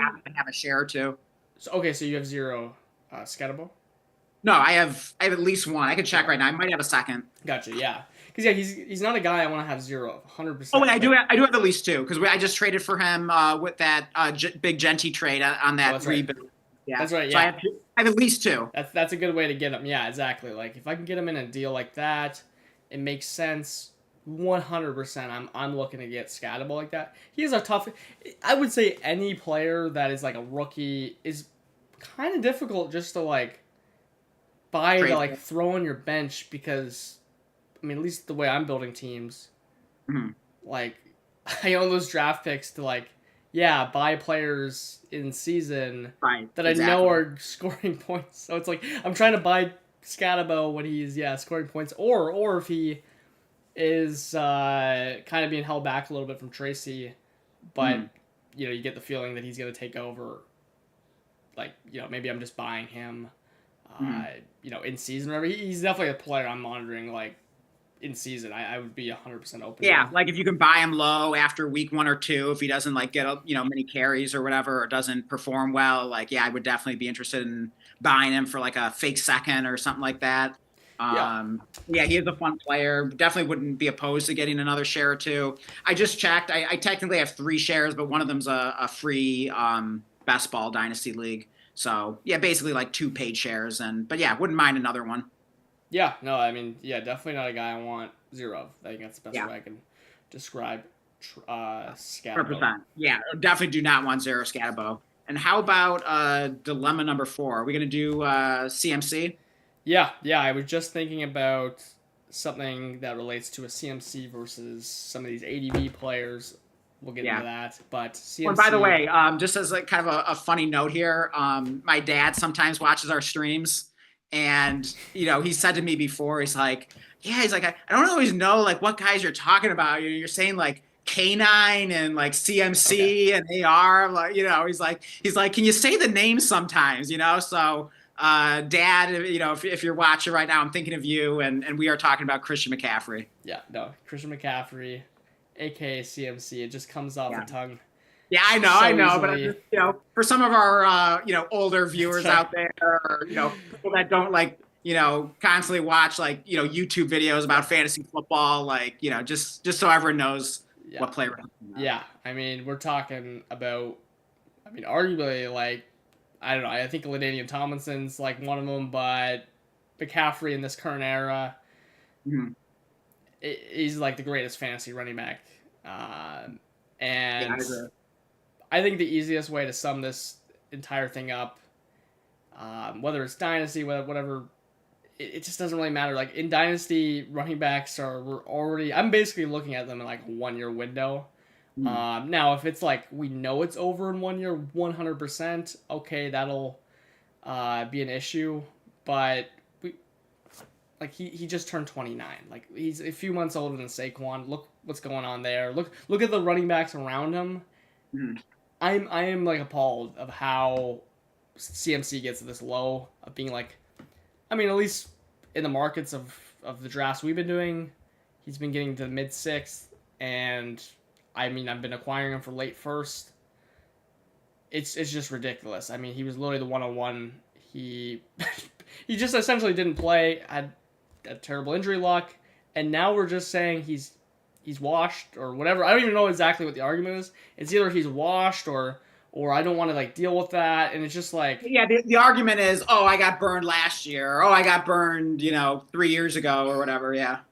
It happens. It happens to every player. Like, it's more of that's more like a redraft thing because his cost was never insane. Like last year in Dynasty, it was high, but you weren't drafting him with a 101. So, anyways, he's literally like one of my favorite buys of all off season, especially just because he actually can be the best player in all of fantasy, and you're getting him in the 6th round or a late first price. I mean, it's just ridiculous in my opinion. There, of course, is the risk. However, I would acknowledge it feels like he has a better chance of getting injured than other players, but I would also say every single running back that is going to be taking on the bulk of a workload in the hundreds of touches, like every single running back is an injury risk. And sometimes it's like not even these soft, it's just like someone gets their kneecap blown off by a lion and it's over, like it's just complete luck. I remember there was that Saquon injury the year before signing with was it the year before signing with the Eagles or I don't know, 2022 or 2023. Like he had just been coming off an injury plague start to the season. He was like walking backwards and like tripped on an offensive lineman's leg and like twisted his ankle and got like an ankle sprain. It's like that's like what we're dealing with, dude. You can get injured a million different ways. Like, I'm just like not worried about it. Like personally, like if CMC's gonna get hurt, he's gonna get hurt. If he doesn't, I think I got one of the best players in the whole of fantasy. I rest my case. That's like all I really need to say about McCaffrey. I mean, maybe you've been rubbing off on me, but I definitely found myself nervous about CMC like earlier in the offseason. And see, just the more you've talked about him and made your case, like you definitely have been convincing me. And I feel like I'm most of the way there at this point. Like I'm maybe not quite as like passionate and diehard and pounding the table for him like you are. But I don't think I'm too far off. Like I think you pretty much have convinced me. I'd say I'm like 95% of the way there of like everything that you're saying. Like I do think he's a great gamble in Dynasty. Especially because you can pretty much like get him with a late first, more or less. I mean, maybe you got to throw something in.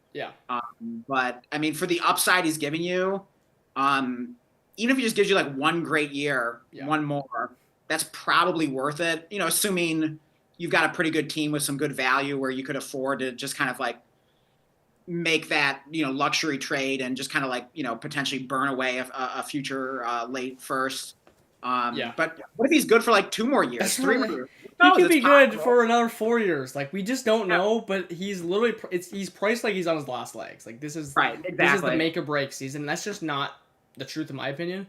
But one thing I'll say is like if you're gonna believe me on CMC or anyone's gonna believe me on CMC, like don't be complaining if he does get hurt. Again, like I was saying, it could happen to anyone. That's part just something I will. Yeah. If I could get 100% of CMC at that like late first price, or I paid a 110 to get him off Coda and like a third, like I'll do that across every single team in every single league, and I'll have 100% CMC as like I'm not gonna win every league anyways, but like honestly, like CMC in those ESPN leagues in 2023, he was what was it? It was something ridiculous. It was like 55+% of owners in the fantasy championship had CMC. Like that's a guy I'm trying to own at the price of a late first. Like think about the players that are out there that cost a late first.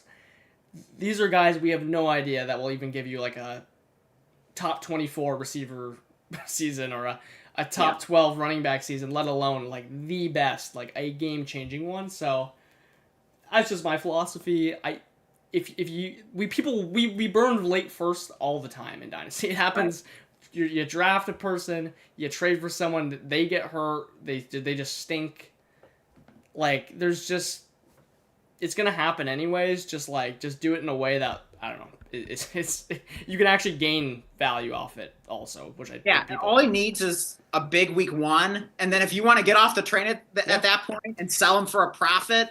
And you could probably get a decent profit at that point, at least like a second, a throw-in, something like that. Yeah. Maybe both. You can certainly do that. So if he was the RB1, either it doesn't mean just because you trade for CMC that you have to keep him for the entire season. Like you can sell him at any time and cash out and take a profit. Yeah, I mean, like that's also something I'd be like open to doing is if I had a like 100% or like Right. fifty Get off of percent or it. something. Yeah. I would certainly be looking to yeah sell him high, maybe flip. Like, what if Gibbs got hurt? Like, what do I have to add to get to Gibbs if CMC's RB1 overall? Like, stuff like that. So, um, there's different ways you can play. It doesn't just mean yeah you gotta be stuck on CMC. But Right. imagine he's RB1 overall again. People are gonna feel like idiots. They're gonna want him. I mean, look at Saquon. He's worth 2 firsts right now, and I mean he does not Yeah. have the track record fantasy wise as CMC does. So. And not a bad down tier like Pure Potential was talking about Yeah. recently. Trading Saquon for CMC plus a first. Like, yeah, Yeah. that's probably a pretty smart move. That might be like the most obvious down tier in dynasty history. Like, honestly, like if you could pull that off, like Mm. you look like a genius. Even though it's the most obvious one ever, but yeah. Yeah. Well, let's go to the last dilemma of the night. Although not the last segment of the night, because we still got to talk about the Truman Show. Right. So everyone watching got to stick around for that. But yeah, the last dilemma is Marvin Mims. Marvin Mims, yeah. I guess we didn't catch him last time. He's I feel like I've been pretty opinionated about Marvin Mims. Do you want to lay the pro Marvin Mims case down here and I'll pick it apart? Yeah, for sure. I mean, his metrics are off the chart. I don't know if Jacob actually likes Marvin Mims, but in theory he should because he has amazing metrics in terms of yards per route run. I mean, when he's out there, he produces fantasy points in a very efficient manner. And I mean, he had like a mini breakout the second half of last season. People have kind of just seemed to have like forgotten about that for the most part. And he had that mini breakout playing like 30% of snaps, 40% of snaps. I mean, did not get very high in any game whatsoever from what I looked at, looking at his game log. So if he has a chance going into year 3 to earn a higher percentage of the snaps, and if you think that's unlikely or unprecedented, that's what Jameson Williams did last year. In his third season, he went from being like a 50% snap rate or snap share player to being like I'm just off the top of my head. I mean, I'm assuming JMO probably played 80-90% of snaps. I'd have to take a look at it, but I mean, I'm a Lions fan. I mean, he was out there most of the time, just anecdotally. So there is precedent for that kind of jump. So if he can just do that in year 3. I mean, he's explosive as hell. I mean, he seems very similar to Jameson Williams. I see a lot of similarities between them because, like, early in JMO's career, it was weird. Like, he looked like he'd like never played football before. He'd just like make these like clownish, mistakes on the field, and he like doesn't know like where the ball is and stuff like that. And I mean, I haven't watched like Marvin Mims closely. I'm not like a Broncos fan. I haven't studied the tape or anything like that, but I have heard kind of some similar comments about Mims as like what I observed like in Jameson Williams early in his career. But one way or another, like he's been able to just produce those touchdowns in the similar way Jameson Williams, who's just like a touchdown waiting to happen. Like you definitely see a lot of that in Marvin Mims. There's just a lot of similarities. I could definitely see a year 3 breakout where he earns more snaps, and you can say, okay, are the metrics sustainable? Can he possibly keep that up? He doesn't have to. I mean, I don't have the stats right at hand here, but he doesn't even need to continue that ridiculous yards per route run and everything like that. If his snaps like double basically, which is possible, he doesn't even have to keep up those high metrics. Like they can dip a little bit and he can still take a huge leap forward in production and fantasy points. So, and the final thing is he's cheap as hell. Like he doesn't cost more than like a third and a throw in, something like that. A fake second at most. Right. So, at that price, like I'll just roll the dice. Yeah. I mean, you do lay out a good case. Like I certainly see a world where, I'll say we're, the case of the third year breakout happens. It's not impossible. And that's like the key though too is like you said he wasn't expensive, but like really like he was pre-draft. Like it was a second or you're not getting him. Like a late second or Okay. like kick rocks. I mean you would have even traded for him in a league for like it looked like at least a second in value or maybe even two leagues. I can't recall them off. But you basically went from like Ladd to Garrett Wilson, which there's like at least a little bit of a gap there, and kind of got like Mims back in the deal. And I think you down tiered somewhere else. Like I don't know. I can't remember off the thing, but it was like it felt like giving pretty good value to Mims in the deal. Okay. I haven't really seen him move otherwise, but he's going high in best ball, probably because of Knicks, and there's not many other good options. Mm-hmm. I mean, yeah, he's extremely efficient. He doesn't need to be all that efficient. I agree. The funniest thing is like, yeah, his snaps went up like marginally at the end of the year. Like they really didn't go up. I mean, they did just like 10%. Mm-hmm. He has the two breakout weeks. Like, by the way, this will never be talked about. I actually just realized this while looking. Mm-hmm. Like, I don't want to say the Week 18 one like you can throw out, but like the Broncos won that game like 40-0, and they were playing the third string players. Like, not a single starter played that entire game. Like they had the first round bye. If that was the only game that he spiked in, maybe that would matter to me. I mean, that's the thing. I mean, I guess he had 3 other games that weren't that one, but he did so happen to have the Week 17 spike, right? I mean, this is a player. Yeah, I mean, he's played over 50% of snaps twice, and through 2 full seasons. Like, and then it's like, I think the really the only argument I could get behind of like why that would just like change is they didn't really add like too much competition. They just added Pat Bryant, I think. They had nothing else notable, at least. Right. So, I mean, Ingram. Ingram, but bringing in Dobbins. But yeah, in terms of wide receivers, yeah. Yeah, in terms of wide receivers. So, yeah, I mean, I certainly see it. I just think that, like, it's kind of like a slippery slope to just, like, compare him to J-Mo in a vacuum because, like, these are night and day. Like, J-Mo would have been on the field a ton if he didn't start with a torn ACL. I mean, his whole rookie season was just throwing the garbage. Like, he literally played. He had, like, 1 catch for it was against the Vikings. Yeah, by the way, for a touchdown. Yeah, and we traded the pick for J-Mo, right. So it was even funnier. Yeah. Year 2, he gets the gambling suspension.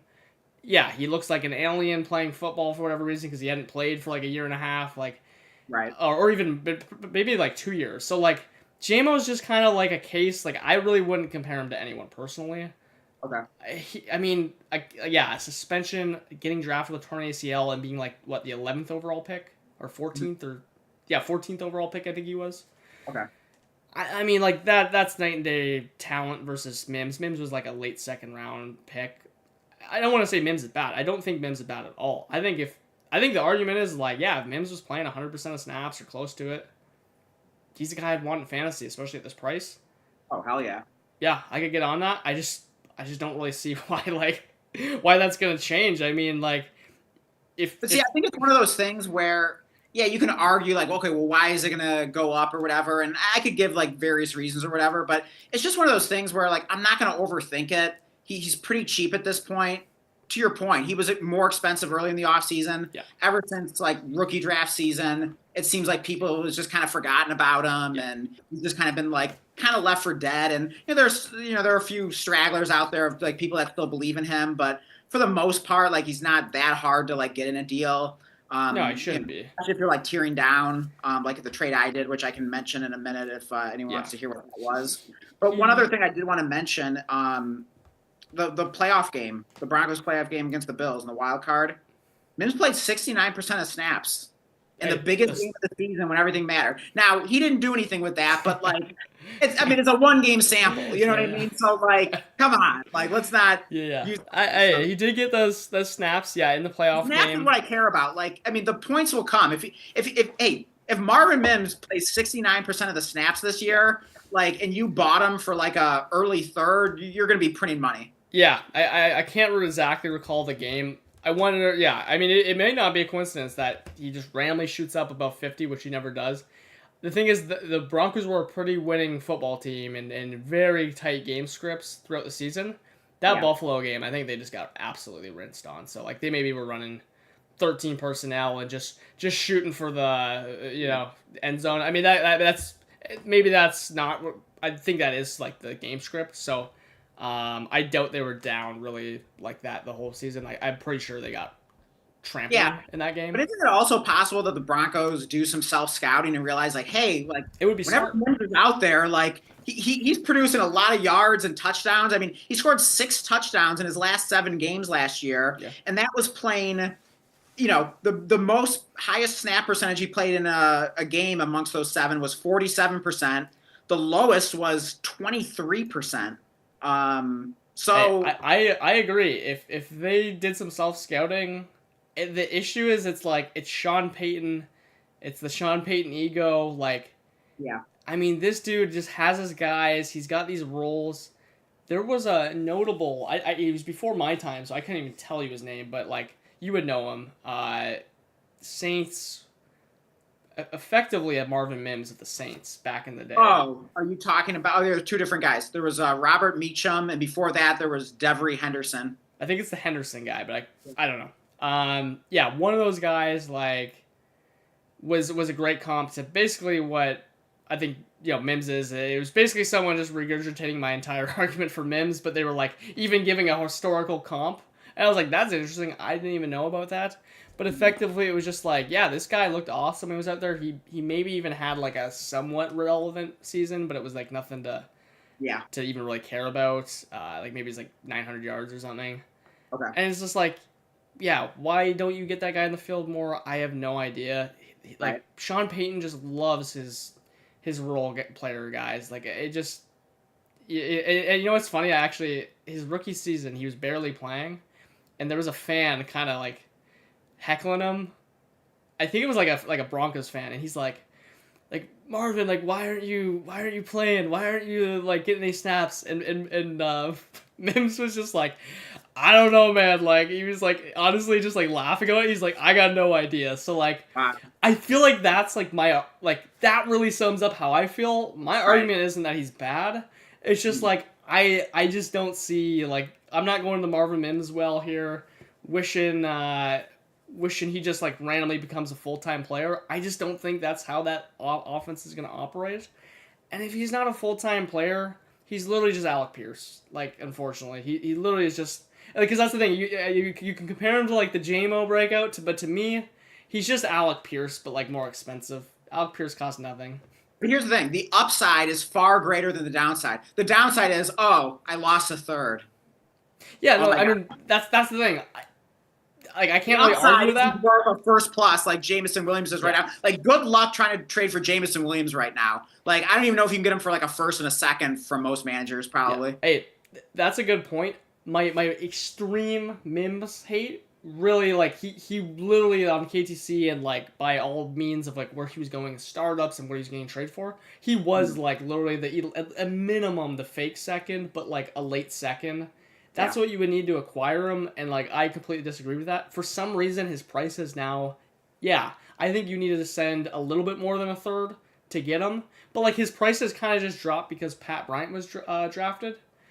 I think I have I know why that is. It's because I would just rather the mystery box and just pray that Pat Bryant's good. Yeah. I don't even think that's like a correct. Like I don't think the logic behind that is sound. It's just like I'd rather take the mystery box Yeah. than the role player. Because you kind of feel like Mims is like already a bust. So, like, just, yeah, re-roll on someone new. It feels like we know what Mims is, but if I you mean, get 2 years, I don't know if you can say that. I mean, I know Jameson Williams was a special case, but I just think if you have 0 shares of Mims and we get that breakout, even if you say it's unlikely, which it probably is, like, I mean, what are the chances that he's the next JMO or anything close to it? It's probably unlikely to happen, but for the minimal cost, like, I'll pretty much take as many shares of him as I can get. Here, I'll do this. I'll test Mims owners that are not you because you might have them a couple.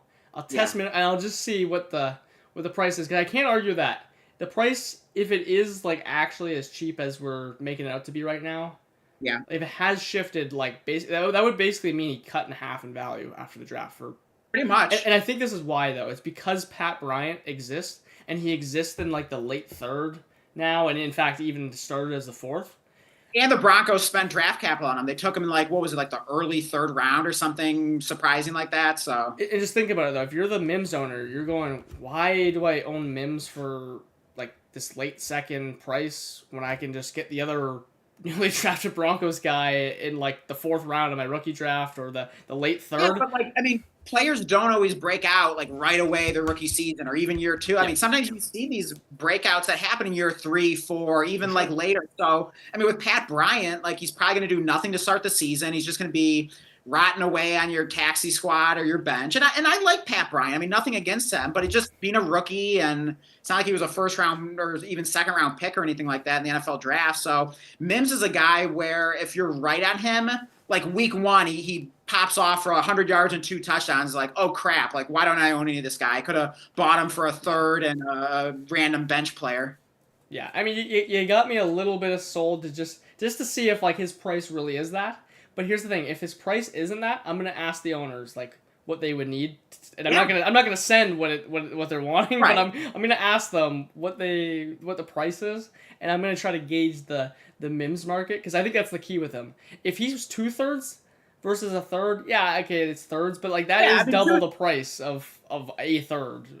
Yeah, I mean 2/3 is like, okay, yeah, it's, it's getting a little rich, considering. I think that's what you need to send. That would be my guess. Is I'd be okay sending 2/3 in like a couple leagues, 2-3 leagues, just to get some shares of him. If I was in a league where I'm just like have boatload of picks, and there are some leagues like that where I just have a ton of assets. So yeah, I'll throw a couple thirds to get a Mims share if I really like don't have any. Would I want to spend 2/3 in every single league I'm in? Like, of course not. So I would be willing to pay that, just not in every league. But if you can get him for a third and like basically like a borderline cuttable player roster clogger, like I want 100% exposure to Marvin Mims. Okay. Yeah, I'm just checking where he went. He actually went at 12-10. I'll name it like a couple players that went ahead of. Went ahead of Rashid Shaheed, Aaron Jones. This is just like the one league, but this is kind of where he was going off season. Yeah. All off season. Yeah, a couple picks. But startups can be deceiving. Like sometimes there's often a discrepancy between where they go in the startup and then how they're valued immediately after it. So even though that might sound a little high, 12th round or whatever, and he's going ahead against this player or that player, but like in reality, in like an established league, unless it's like guys just like a real Marvin Mims truther, but if he's had him on his roster for a couple years and he's just kind of feeling like, okay, we've seen some flashes, but probably just not going to happen. Like, you can probably get him off that manager without too much of a fight. Yeah, I do think that's true. Like, you're trying to get him off a manager like that instead of the guy that drafted him in the 12th round or whatever, 13th round of a startup. I'm anxious to see what the actual price is for him, but I'll give it to you. I do like the point. If he really is worth a third, we have teams that you can just toss thirds around. My only thing is, if he was worth 2/3, I do get a little picky of like, I will just like either have 100% or 0% of these like players. Okay. Because if I really just like don't believe in something, like it does pain me to just like, just be like, like I know this isn't gonna work and I'm gonna do it anyways. It's just like, it kind of falls in that category. So it's like, what if I could interest you though in I'll name 2 players off that are worth it. You could probably get for thirds. Okay. Or like you were saying, like let's just call a third and like a borderline or like fab or something like that. Let me see if I can find third and a true throw-in. Yeah, I mean, okay. Here's one. Okay, here's 2. I already picked out one player. Okay. And again, I can guess like one that you're gonna say. Okay, try it. Cedric Tillman. No, but that's a perfect one. But I'll exclude. See, I like him too. Like I'll take both on my roster. Like I'll exclude him. I'll exclude him because I do think he should be worth more.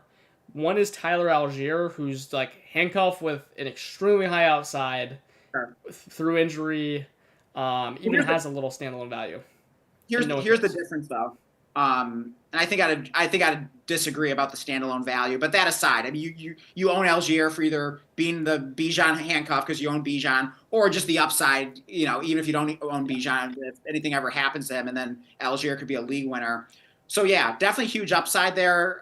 Just like Mims has upside, but the difference is Mims doesn't need an injury. Like he could just have a breakout season, and like all of a sudden he's like a Jameson Williams type of asset that you can get a first plus for. That's never going to be the case with Algier. I mean, like, yeah, like maybe if Bijan tears an ACL, okay, you can probably move Algier. I mean, I guess maybe there's a scenario if he's like really crushing it in Bijan's place, like maybe you get a late first. But he would be a hard guy to trade for. But here's the thing: Algier's not worth anything what Mims is. So I came up with another player in that realm of Algier that Here's the thing: I'll call him upgraded Marvin Mims. What if I could interest you? Because here's a player, like these are two guys. I know who you're saying. Do you know who this is? Do you want to take a guess? Shaheed. No. He's way he goes in the same realm as Marvin Mims. There's a player that is going later. Going later that I could not get a 4-4 in season, which is you're actually not even gonna believe that. I could not get a 4th for this player, but I think I was asking for like a 4th and some fab or something like that, or a 4th and like a guy worth absolutely nothing. This guy's been stuck on one of my rosters. It's Rashad Bateman.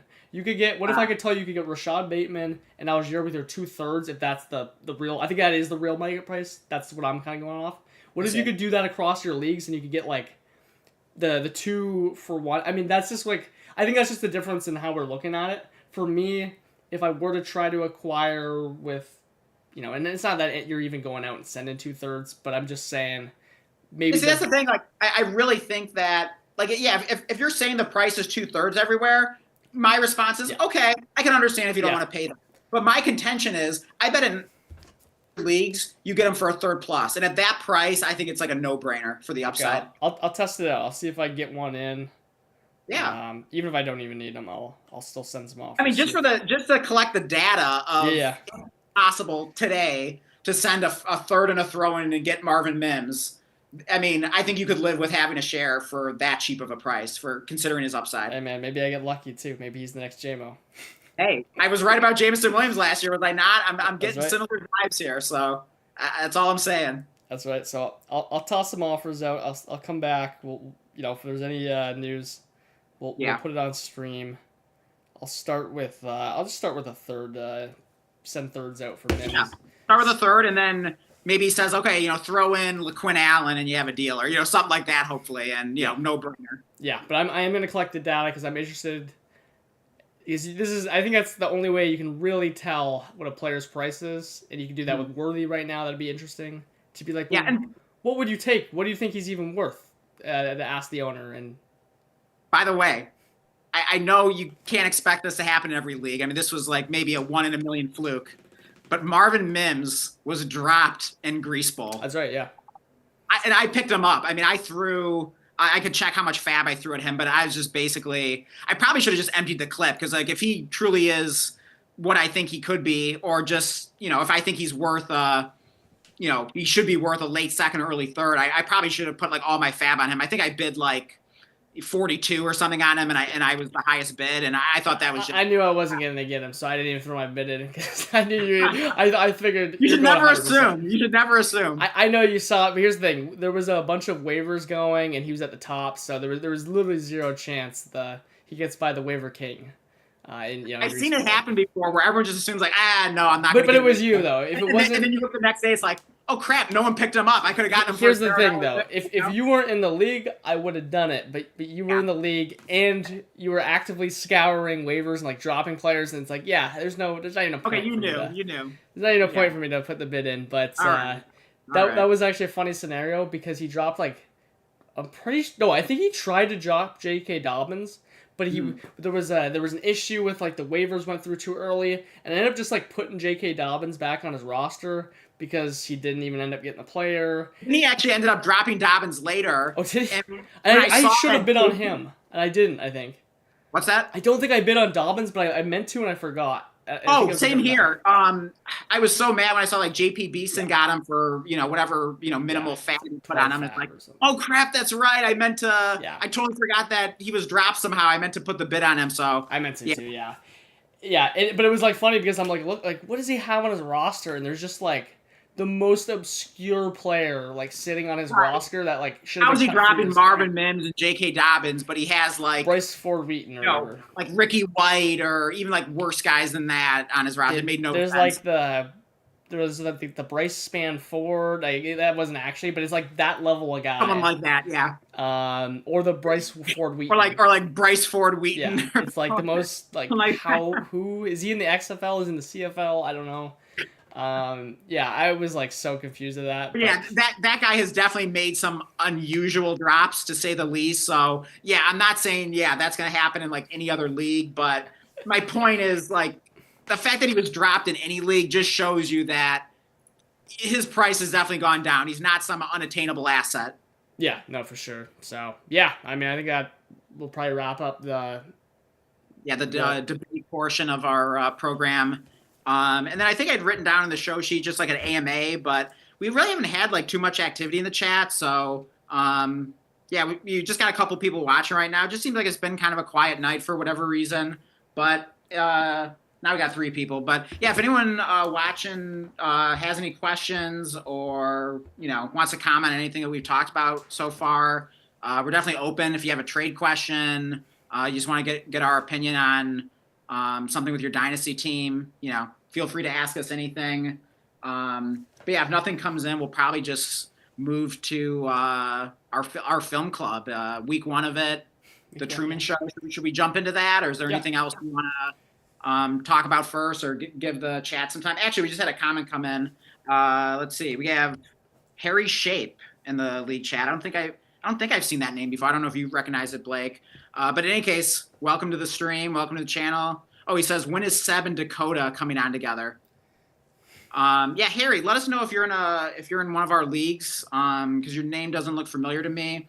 But maybe he just kind of knows some of the characters that we talk about on our channel. I don't know, Blake. What do you think about that? I mean, like that would be pretty interesting to have both Seb and Dakota on at the same time. It would be entertaining to say the least. I feel like we had already done this. We didn't do this before.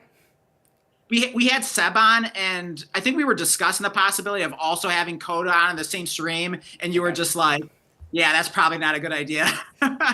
Hey, man. Well, if that's what the viewers want, we might have to give them what they want.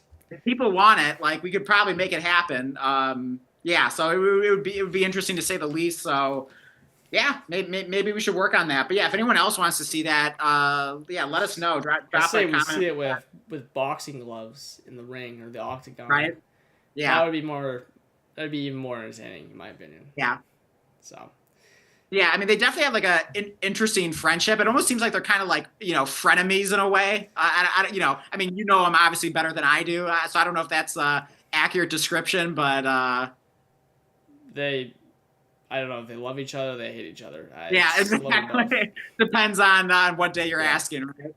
Or what moment you're asking. Yeah. At what moment, exactly, yeah. And they're like co-managing teams. Yeah, I mean, who knows what's going on there, so. Yeah, Seb is always like, oh yeah, Coda yelled at me for this trade I made and, this or that. So, yeah, it's just kind of a funny friendship that they have. Yeah. But I forgot of it.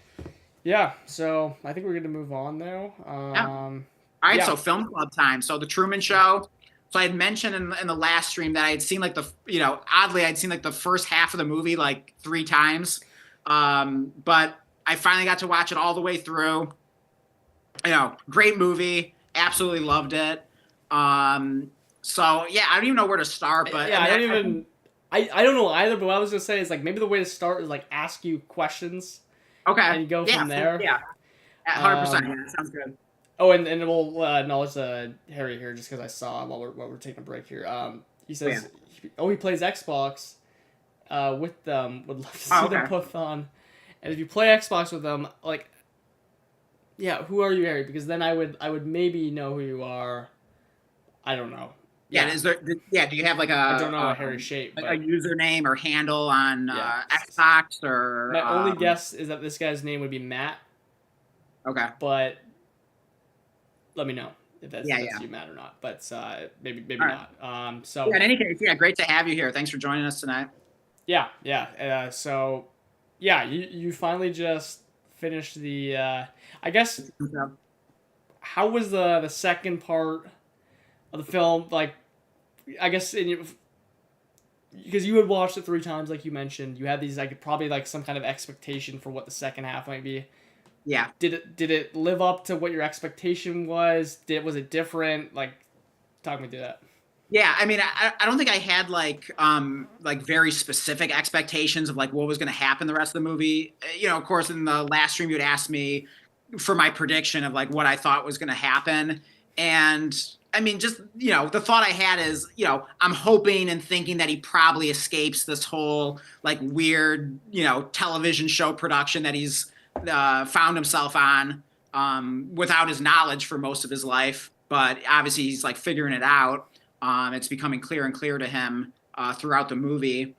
So I figured, like, yeah, like, what other conclusion is there? But he escapes this. I mean, I don't know. I guess he could get stuck in it, or I guess there are a million different things that could happen. But it just kind of seemed like the logical outcome is he would find a way out of this. And I didn't know if anything would happen after that. Of course, that ends up like being the end of the movie. So yeah, I guess I was right about that. But I wasn't exactly sure what that journey would look like, because at the point that I'd stopped watching the movie, when I had like seen the first half 3 times, it was when like he's really starting to like put the pieces together in his head and like realize like what's going on, and he's basically trying to like get out of this world that he's in, and he's got his like wife in the car, and he says he wants to drive to Atlantic City, and he's like driving erratically, and then he gets blocked by the traffic, and then so he's like, how's New Orleans this time of year, Mardi Gras, and that part definitely made me laugh out loud. A lot of funny moments in the movie. I mean, Jim Carrey's hilarious, and this movie just seems like so perfectly suited for him. It's just like such a wonderfully absurd movie. I mean, it's just, how do they even like think of this? It's just so wacky, and it's just so well done. But in any case, yeah, like at the point I stopped watching the movie, those 3 times, it was just really, really starting to get good and interesting, and really starting to go somewhere. So I definitely was really curious of, yeah, what's going to happen from here. And the scene like that was pretty much like right after that, I thought was like pretty hilarious, where they basically, there's like this, like, what was it, like they're like shutting down the road, and you got like all these guys in like hazmat suits, and they say like they're chasing them down. Some kind, what do they say, like a nuclear power plant meltdown? It was like a leak at the plant. Yeah, it's a leak at the nuclear power plant or whatever. It's just like so wacky. Like, how do they even come up with this? And like, do they have that in place there just in case like he makes it past this point? Like, I mean, it's just like, how do they account for all this? It's just so absurd, but you gotta love it. Yeah, they had like so many there was like the fire on the road, there was like all this stuff, yeah. and then the fire, it just like shot up like in this, like, I mean, it was just so phony. It's just like, really, like, you couldn't do any better than that. Because the funniest part about it is that like they were so planned. I mean, just to think through like how many extras were there. I mean, in the movie, and when you say extras, you mean like characters in the movie who were extras in this production? Yeah, so like it's kind of extras in both, like, in both sense. Yeah, right. Yeah. So the extras, I mean, there must have been like 100 there. It was like ridiculous. There was like so many people in hazmat suits. They're all playing their roles and stuff like that. But it was like, it's just like hilarious, like how dedicated they are to selling the story, and like trying to send him back to his home, but then they're like so unprepared that like it's just this random thing of fire. It's like, oh, forest fires, like just fire, it flies off the road. It's so cheesy, like it's just hilarious, like how cheesy it is, like the excuse they come up with, and it's like, just like so elaborate. It's just like, why are they so dedicated to this? Like, how much money is this television show actually like making? It's just so insane. It creates so many questions that there's no answers to, but it's like, who is even playing like all these characters? Because wouldn't he recognize them from like inside the town and be like, no, you're like the clerk guy. So like, do they just like have 100 people just like waiting to go on that thing for 30 Yeah, years. they have like guys like that are in the hazmat suits. They're just like, oh, well, maybe Yep. today will be needed. It's you been know, 1,100, or sorry, it's been 11,000 days. Like I think it was like 10,900 or yeah, something. they're paying like hundreds of these workers just to like stand around most days or walk in a Best loop. job Like, ever. yeah, and of course I talked about that scene of like what was it like what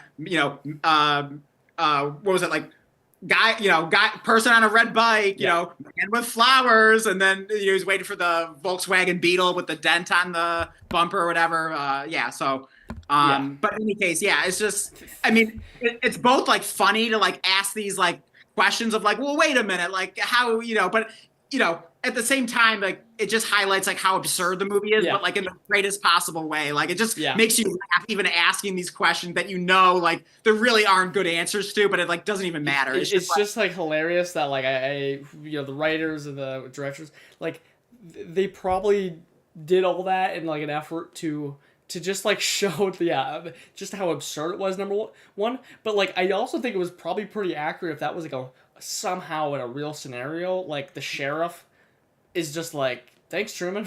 Like when he's like telling him, oh man, there's a leak, you gotta turn around, and thanks, Truman, and he's that sets him off like, oh right, I noticed that. So it's like, it's hilarious, like how prepared they are, but at the same time how poorly they execute everything, and how lazy they are about and then the sets like falling apart. We can go into that. And also I noticed other things of just like human beings being human beings. Like I think of the one part I noticed watching it this time around is it was like early in the movie when he's like walking toward the ferry because he has like some kind of like assignment he's going on for work. Yeah. And he doesn't end up getting on because he remembers about like his dad, like, dying in that boating accident, like when he was a kid. But in any case, as he starts like walking on the dock toward the ferry, the guy that sold him the ticket to the ferry, he's got like his like head like sticking out the window because he's like looking to see like, oh, is he really gonna get on? Like he's just like curious, He's just like being like it's almost like that guy's like similar to like the people you see at home like watching the Truman Show on TV. He's, like, a viewer. He's basically just like a viewer at that point, because he knows Truman can't see him, and like because if Truman like turned around and saw him like with his like head out the window, he'd probably like go back and like start whistling and trying to like act normal and everything. But it's just fun. That there was just such like a charm to the way that they approached everyone around them in the world to be like honestly pretty damn realistic about the sense that like, okay, you're in there for like, it's not like you're doing that for one day. Like, can you imagine if the movie was everyone was just to a T executing their role and like there's no slip ups, like that's just not realistic. So it was actually hilarious how accurate they probably got that. They were probably thinking, okay, if we were 11,000 days into this experiment, like what are some of the stuff that might be happening? And there was like a numerous stuff throughout. I mean, the film was littered with just like the most ridiculous slip ups, and it was really entertaining to see how they approached all that. Oh yeah, 100%. And I think it's the kind of movie that you watch again and you like notice like new things each time. So I'm sure like it won't be the last time I watch it. But another interesting thing about it, just kind of talking about like the second half of the movie. But I did love that scene with like the hazmat suits, and I forget like what he's swinging at them, but it's just such a ridiculous scene. He's like in the forest and he's, trying to like keep these guys away. Like it was just so hilarious. And then in terms of the rest of the movie after that, I thought it was interesting. You really saw a lot. I wasn't really expecting this to see so much with the Ed Harris character, and I forget, is he like the director / producer of the show? Yeah, he's like the mastermind. He's like the mastermind. Yeah, he kind of reminded me of like the architect on The Matrix. The movie did, especially the second half, it did kind of have like a little bit of like a Matrix feel to it to me. But I mean, because like obviously like in the Matrix, the Matrix is like this like simulation of life that like human beings are like experiencing, not realizing that they're really just being like held captive in these like pods of water or whatever with like tubes in them and everything like that. But like in the Truman Show is kind of a similar thing, at least just for Truman. Like he thought his life was real and it was all just this like fake production and he had like no idea. So I kind of thought that similarity was interesting. And it does kind of make you wonder just in terms of questioning reality, because there was a really interesting line in the movie. I forget who said it, but someone said something to the effect of like, we accept reality as it is presented to us. Yeah. And I thought that was such a fascinating line because that's so true. Like, think about our lives as we experience it. We just kind of take it for granted. Like, this is what life is, right? You know, you have your five senses, you see things, you hear things, you know, you feel things. You know, this is how you experience life. Like, this is what it is. Like that. So you just kind of like take it for granted when like it could be something completely different in theory. Or like, what if it's like not even real? I mean, there are actually like people out there that think that we're all like living in a true like Matrix-like simulation. And who knows? I mean, especially like as AI advances, like what if we're just like part of like some elaborate like AI like simulation? Like we have like no clue, but we just accept this reality as real because like we don't know anything else. So it really is kind of interesting that I mean, it's such a ridiculous way that it's done for Truman, which, by the way, is a really interesting name for his character, isn't it? Truman. Yeah, exactly. The only real thing there, you know? Yeah. Yeah, that's the thing. Like in every movie, like the main character's name is like never by accident. There's always like some meaning behind it. But yeah, it was really interesting kind of seeing, you know, meet like really getting to know like the Ed Harris character and like, you know, that interaction between like him and, you know, even like Truman himself at the end, and just like other characters, like other actors, like, you know, in the television show. And then, yeah, you also learn more about like how, what's her name? Was it Laura? Is like the woman that Truman has a crush on? Sylvia, or I don't know. Yeah, whatever her. I want to say it was names. Laura. Yeah. But yeah, it was interesting, like seeing how like she was like kind of this person who just kind of like went rogue, and you know she's like against the whole thing. So that was kind of fun. I was hoping there'd be like some kind of like, you know, reunion of her and Truman, like once he escaped, because you see, I'm just gonna keep calling her Laura because I think that's her name. Hopefully, I'm not you know, making that up or whatever. But at the very end, like you see Laura like leave the room, and I thought she was like going to meet Truman, and so I was kind of disappointed. Like, you know, I was thinking like there might be some kind of like final kiss or whatever, or like fun moment like that. It did feel like slightly hollow, that it was just like, it kind of seemed like they didn't know exactly how to end the movie. It was just like him walking through that, you know, dark door, you know, leading into God knows what. And he's, you know, says the line of like, you know, what is it? Like, good morning, good afternoon, and good evening or whatever. He said in the movie. And it was like, okay, yeah, it came full circle and he escaped. But I don't know. It just kind of seemed like it needed like just a little like cherry on top at the end that we didn't quite get. But, you know, I can see that. The fact that it's amazing movie regardless. Yeah. I mean, I can see that. It also just leaves everything open to, I don't know, some interpretation, and just let your mind just wonder. I think what's interesting is like if you did any kind of scene with him outside this world, in the real world, like I mean, well, there's a lot of things that could be issues for the movie, and just like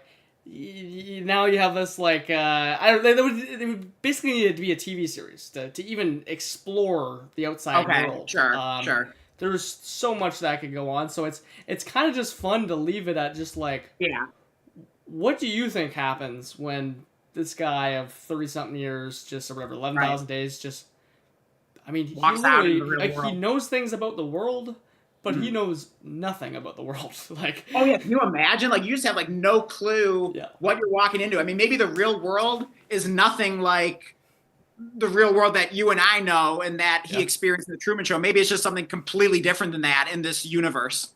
Yeah, so I mean, I can see why they just left it at that, and just, I remember my first time leaving it at that, just like my mind wondering of like, what does like a person even do in that scenario? Like, what Right. happens? What does Yeah, seriously like? He it's doesn't such have a a family. He's an it's such a orphan. huge, daunting question to answer that I can totally understand how like the logical thing is like, you know what? Let's not even like try Yeah. to start tackling that. We'll let the viewers use their imagination. So Yeah. I get it, but Think I don't about the know. issues of him finding Laura or whatever her name. I Yeah, mean, how does he even track her? How does he, you know, like I guess he would know what like a map is and stuff like that. But like, I mean, just yeah, I guess he's in his world, but it's just like there would all be all these questions like, okay, how did he get here? And it's just like, yeah, it just even small things beyond all the crazy like really big parts of like, yeah, that would be a TV series in my opinion. So yeah, that's actually not a bad idea. Like, that sounds like a lot of fun. I would definitely watch that. guess what though? I don't know. I feel like I would have told you. There actually is a TV show as close as you can get to the Truman Show being a real thing. Mm-hmm. It's actually insane, and they're making a. They've already filmed season 2. Mm-hmm. And like this, you have to watch this. It's on Amazon Prime. It's Mm-hmm. called Jury Duty. Okay. And let me just tell you the premise or the viewers real quick, especially if you like the Truman Show. This is like it gives me goosebumps, like how insane this show is. It's like I mean, they almost like present it in like the same way. I mean, it's like nothing like the Truman Show. In fact, like they don't put them in a real world, but they have a main character that knows he's being recorded through the jury process, which is not something that has ever happened before. But that's the whole point that they sell him on. They very specifically they interviewed like thousands of people, and they were looking for all these traits. And they found it in this one guy, but the whole point was like they weren't trying to hide they were recording. They were like, no, like we're making a documentary on what the jury process is, and they go to like insane, just like the Truman Show. They go to insane. This person did not see a non-actor for a month, and he was like in hotels, in restaurants, in the courtroom. Everyone was an actor. They were going through literally days and days and days and days of court. Just court. They had real judges and stuff like as actors. Right. It was insanity, but the whole thing was like they weren't just like putting him through hell to like they were like playing pranks on him for like a month straight. And like and they actually had a James Martin who's like from The Notebook, is like a recognizable actor. You know, he's no Brad Pitt, but he's like in there, and like they make him this like just like this extra like kind of like wild card in there, and he thinks he thinks James Martin is like on it's this all happens right at the beginning. He thinks James Martin just got called to jury duty by chance, and they set up specifically like so he'll sit beside him. They did the logistics of like trying to pick where the main character would sit. I will leave it at that. Like it's a must watch. They go to like the silliest and just like the most hilarious extents to just like I mean he literally says like at some points like he has no ideas on the show, but he's like talking to the camera. He's like, this is like I feel like I'm on like a show or something, just like how like the people around him were just believable but crazy. Yeah. So must watch, and it's like I gotta check that out. If you've seen the Truman Show, yeah, the guy's reaction stuff after is like that's as close as you can get to understanding what Truman would be feeling. Right. Yeah, it's so. They're filming a second one that is not jury duty, or they filmed it. I have no idea what it's about, but I'm very intrigued to watch that. And also, speaking of how Truman felt going through this experience, and also while gradually realizing that like something is off here, like something isn't right. I mean, Jim Carrey's reactions throughout the movie to all these little mistakes and everything are just like so hilarious. Just like how mystified he is and confused, and I don't even know like how to describe it, but just trying to make sense of this all this like weird wackiness. Like I think of the part where he like sees his dad, but he's like a bum on the street, and he like stops, like looks back, and the guy just looks like all like like in outer space or something like that, and then these Yeah, like people come and like drag him away, marathon and runners like and like drag him on a bus, and it starts, and then Jim Carrey's like Truman's running after the bus, like wait, stop the bus, and then he's like blocked by like all these like joggers with like the old like headsets on, and it's just like so ridiculous. Like you just can't help but like crack up. And then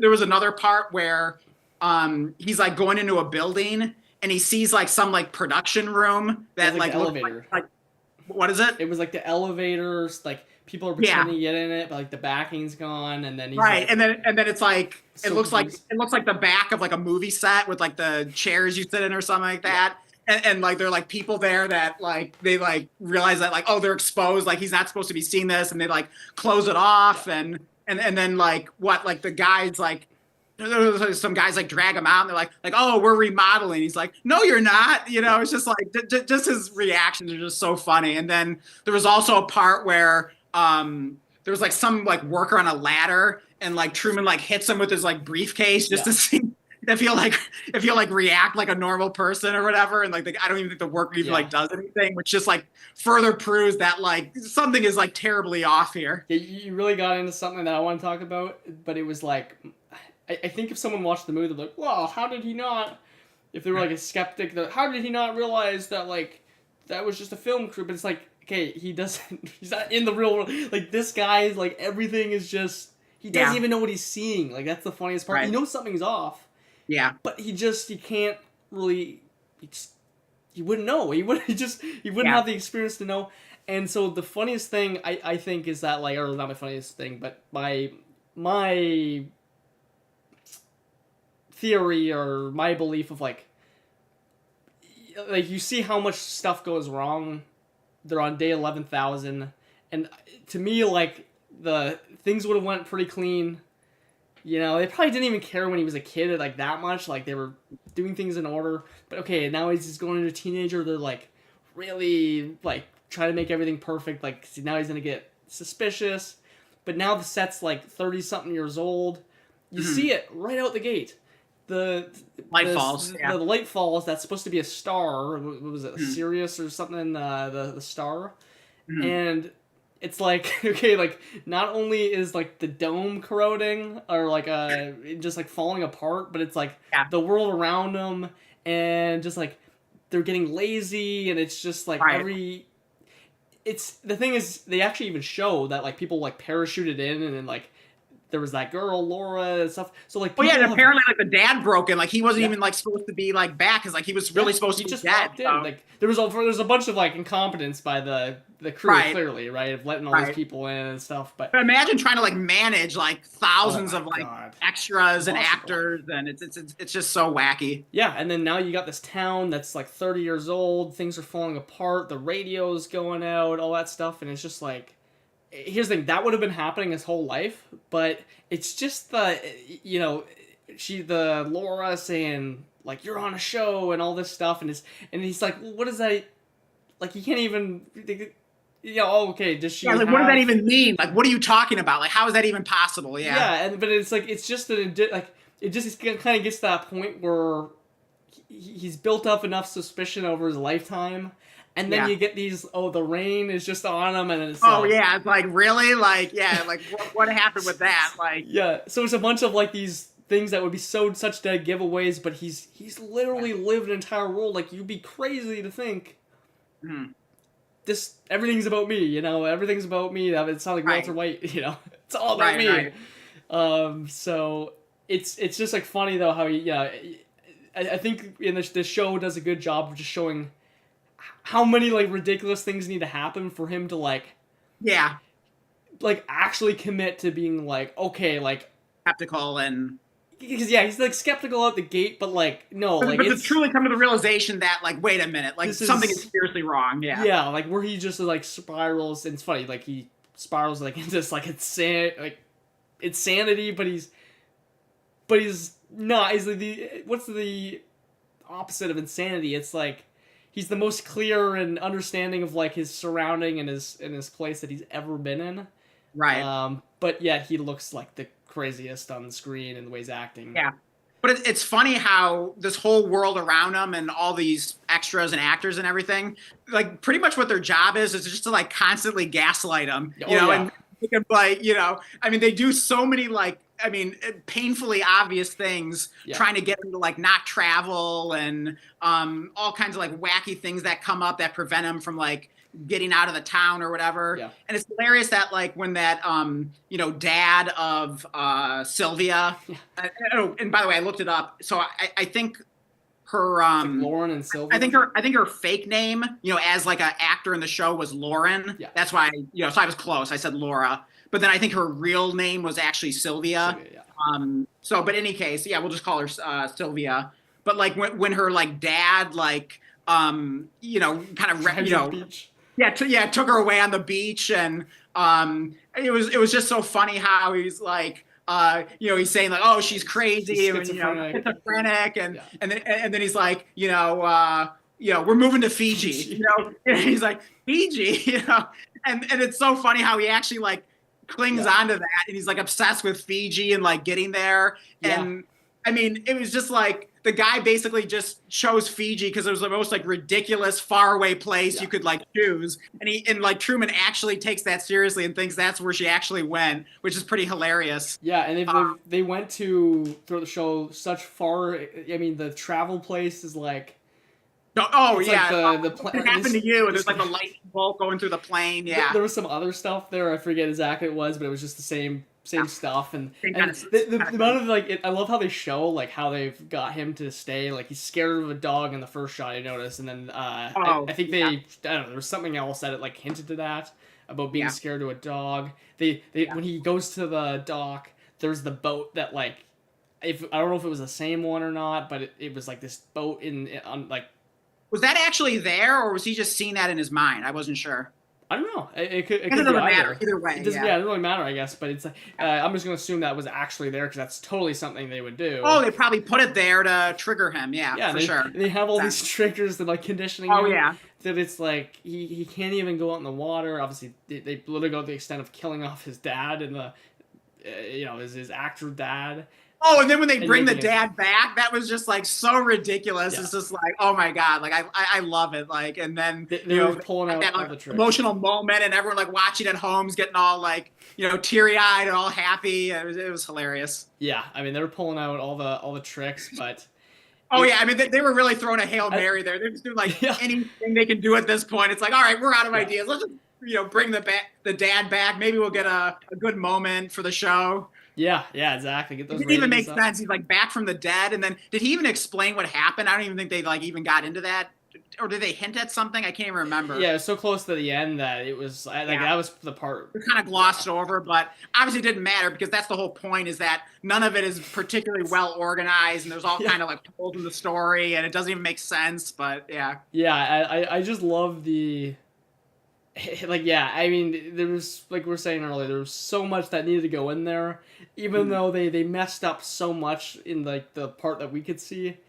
I just love the amount of detail they went to like showing us how they kept that together. And, it literally felt like you kind of got all 30 years of it or whatever, all 11,000 days in that sitting of just like any question you had of like, okay, how did they deal with this? How would they have managed that? Well, I feel like we kind of got a lot of the answers, or most of them there. The way the movie was. The last observation I want to make, because I also think it's kind of worth mentioning, and it's something that you might not think about, but then later it's kind of like, oh yeah, but they present life in such like a stereotypical way. It's just kind of like this like classic stereotypical image of like Americana. The white picket fences are everywhere, and it's just such like a corny, cheesy, like canned version of life, and like his wife's a nurse, and the blonde nurse, and it's just like it's just like the most like typical version of like an idealized like American society. So it has a lot of that like 1950s like flavor to it, but I mean, of course, like the movie's in color, but it almost feels like it's like the 1950s in the movie because like they're just like choosing the most like generic, stereotypical, like idealized version of like Americana. Yeah, and the way they were doing the ads, like that felt like it was Oh, 1950s. Coco, right. I've tried them all. It's just Yeah. it's the best way. You ought to get the new lawnmower. Like that one's Oh junk. yeah. It's just like they just like look for any place to like put in the little Yeah. product placement advertisement. Yeah. Yeah, which I also love that part because it's like, okay, well, how are they even funding this? Like, okay, well, Right. and Oh then yeah, they they even make had it. an explanation of like, oh, it's all funded by Yeah, product placement. It's I like, just love my how God, like everything. the makers of the movie like thought of everything Yeah, to explain this whole TV production. and like we were saying about the whole hazmat and like the emergency thing, like I would love to think that they were just sitting there in the writing process, just going, okay, if this happened, Right. like how like, and they're just asking How all would they these deal with it? questions, and not only do they Yeah. come up with answers, but sometimes they're just like maybe they just sounded ridiculous or they were trying to make them sound like how ridiculous can we like make some of Yeah. these scenarios, Yeah. these answers, and just like I just loved all that, and then like it's like a comedy, but here's the thing, here's what we haven't even touched on. It's like literally like it's like a horror movie. Like it is like actually terrifying to Right. like, imagine you were in that and they just present in a way where you can like actually laugh and like Right. just kind of overlook and like what's hilarious. This is actually hilarious. Like when I was rewatching it, for some reason I just like kind of caught myself early on, just like actually like rooting for like the TV side of things. Be like, no, like don't notice that, Truman. And I'm like, what am I doing? Like, I'm not supposed to be rooting for That's Truman to be hilarious. stuck in here, but it was just like the Oh way my they God. presented it. It's kind of like on was- Breaking Bad. You like end up rooting for Walter White, and yeah, same But kind of concept. they got me out the gate, and I had already seen the movie, but twice before. But it's still, Yeah, I don't know if I ever got to that point where I was rooting for the production. I feel like I was always kind of with it Truman. was, yeah, it was just like this subtle. It was just like no, like don't. Let's keep the route going, right? Let's just keep it going. Yeah. Yeah. So I thought it was. I mean, God, and by the way, to bring this, comp this movie, you said something about Matrix. Yeah. Well, guess what? This and Eternal Sunshine, I made this comp when I had first seen, Severance. I had made this comp, and my comp is Eternal Sunshine and The Truman Show, like merged together with like very key aspects of and like really important themes of it. Mhm. And the humor and the darkness and like the Yeah. I mean it perfectly merges those two timelines. Like I honestly think those were probably two big inspirations when writing it. Yeah. And that's like what Severance kind of merges into a TV series. So for anyone that hasn't watched that. Yeah, and who knows? Like maybe we'll expand Film Club and including like great television series. Maybe we'll have to do like season 1 of Severance like at some point. Like that'd be fun. We could, would like, need a watch whole that. nother channel to talk about Hey, Severance. you might need to start another channel. Like I don't know. Yeah. I'd love to hear some feedback from the viewers about what you think of this segment and just kind of the whole Film Club idea. But I've been having a blast talking about this. We might have to start a separate channel just for this Film Club. The best part is we're like just like honestly scratching the surface of like what I mean, just this one movie. And the funniest part is like I was telling you, I didn't even get to finish the last 30 minutes. I had watched it twice, and one was actually in the last year, I'd say. So I do remember like what happened, but I'm also most of my like thoughts are kind of just what I had seen, and there was just so many observations I had made. Yeah. Like I wanted to write them down, but I knew if I wrote them down, it would just be too much to even. Yeah. I just wanted to kind of see where we went, and Yeah, for sure. Yeah. No, Yeah, this is fun. I mean, awesome movie. I don't know. Do we want to do we even want to like put like a rating on them? Do we want to like, do that kind of thing? Or is that not even really important? I don't even, I don't even like putting ratings because it's like, they're just not even going to be accurate, and like who the hell knows of. Yeah. I would just say I really enjoyed it. It also, when I was saying with, well, There Will Be Blood and all these other things, and I mean Severance, and it's this was also just another perfect example. It's like it's just so dark and serious and like really emotional, especially by the end. But it's like it's hilarious. It's just so blended perfectly together. It's like right up my alley. So for that reason, I love The Truman Show. Yeah, I loved it. I mean, maybe that's just a better way. Like, maybe we could have like, liked it, loved it, or, something like that. I absolutely loved it. Yeah. Yeah, I mean, it's kind of one hard not to enjoy just the way, yeah, that it was executed. I think if you think to any movie, but like the way that maybe different ways that they could have, I don't know, approached that movie. It just really they could have really botched that. I think really easily on such a fascinating idea. But yeah, I love that mix, and Jim Carrey was like a perfect casting. Oh my God. Like, I mean, he was like born to be in that movie. I mean, it's just like could not be more perfect for him. Yeah, yeah. I mean that certainly took it the next level. You know what's Yeah. funny? You were saying like, how did people even think of this idea? I mean, I feel like the idea of the Truman Show isn't that unique, being that like when I was literally in kindergarten, or actually it would have been grades 1 to 3. I know, and it's specifically in grade 2. I remember in this classroom, I had the thought of the Truman Show as like an 8-year-old kid, but not in for a movie purpose. I was Right. concerned that was happening to me, not like a genuine concern, because I'm Right. an 8-year-old, but my head and it's just such like a I mean, maybe it was like the beginning of my consciousness of like understanding like the world around me. Yeah. But I literally I could remember to a T like where I was sitting in this classroom, and being like, okay, when I leave this room, like, are they just Oh, essentially yeah. breaking character like they would in the Right. and are they just like talking about me, or are they just Mhm. like, yeah, are they just like here to just, I don't know. Like, that's Yeah. the thing, is what would even be the purpose of that? Like, there's no cameras around, you know? Well, yeah, you know, it's an interesting concept. I mean, my head kind of goes to this weird place of thinking, like, what if everyone's life is like actually the Truman Show, where like instead of having a producer director, it's like, you know, it's like basically God, and he's like setting up like this unique version of your life where it's Yeah. like, you know, you're the central character and everything else around you is like just there, you know, for your benefit, so to speak. Yeah. What if like everyone is like living in their own like unique universe like that, where it's not actually a television show, but it's just God has like created this unique world for you. Yeah. I mean, it's pretty like a natural thought, because we can't be in anyone else's perspective or step in Right. their shoes. We can only imagine it. Right.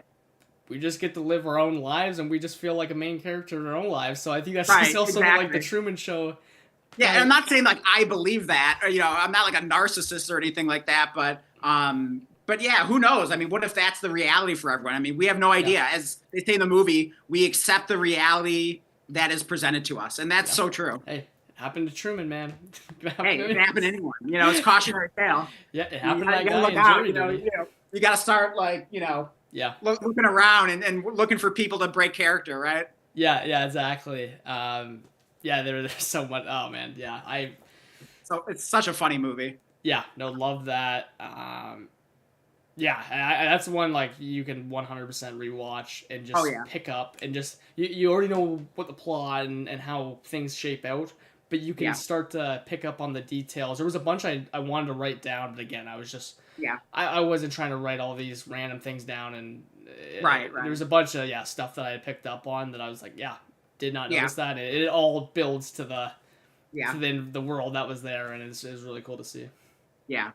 So yeah, I think we can leave it there. We can probably just like catch up on the chat now and then call it a night. But yeah, I haven't seen any comments about the Truman Show in the chat. So anyone watching right now, like, you know, let us know. Like, did you watch the Truman Show? Like, do you know, are you into this like whole like film club idea? Like, would love to hear some feedback. So, you know, please Yeah. share if you have any thoughts on the movie itself, or just the idea that we're doing here with the film club in general. We definitely plan to continue it. Yeah, like I said, I had a ton of fun talking about it, Oh, yeah. and I'm really glad we actually did this rather than just it be, you know, an idea that like, oh yeah, that'd be cool, and then like we never actually do it. Like, we're actually, you know, following through on it. So I think Yeah. this is a lot of fun, and hopefully, even if like no one else besides you and I watched, you know, the movie of the week this past week, hopefully eventually more people start catching on, because it would really be fun if it's like this shared experience for, you know, a lot of people that watch the Yeah. channel and are in the listener league. I think it'd be really Yeah, cool. and if you're watching, you can hop on with us and talk, because like, yeah, we Oh, really yeah. came in with zero notes. We Plan. hadn't even talked about it Right. together, Yeah. and I knew that basically through one question we would have just the start, yeah, awesome yapping conversation we and have a had. million things to talk about. But yeah, in the future, like if there's someone in the live chat that watched the movie and we could send you the Zoom link and you could hop on the stream and you could talk about the movie with us. So Yeah, exactly. So yeah, I mean, basically, it would be next up as well.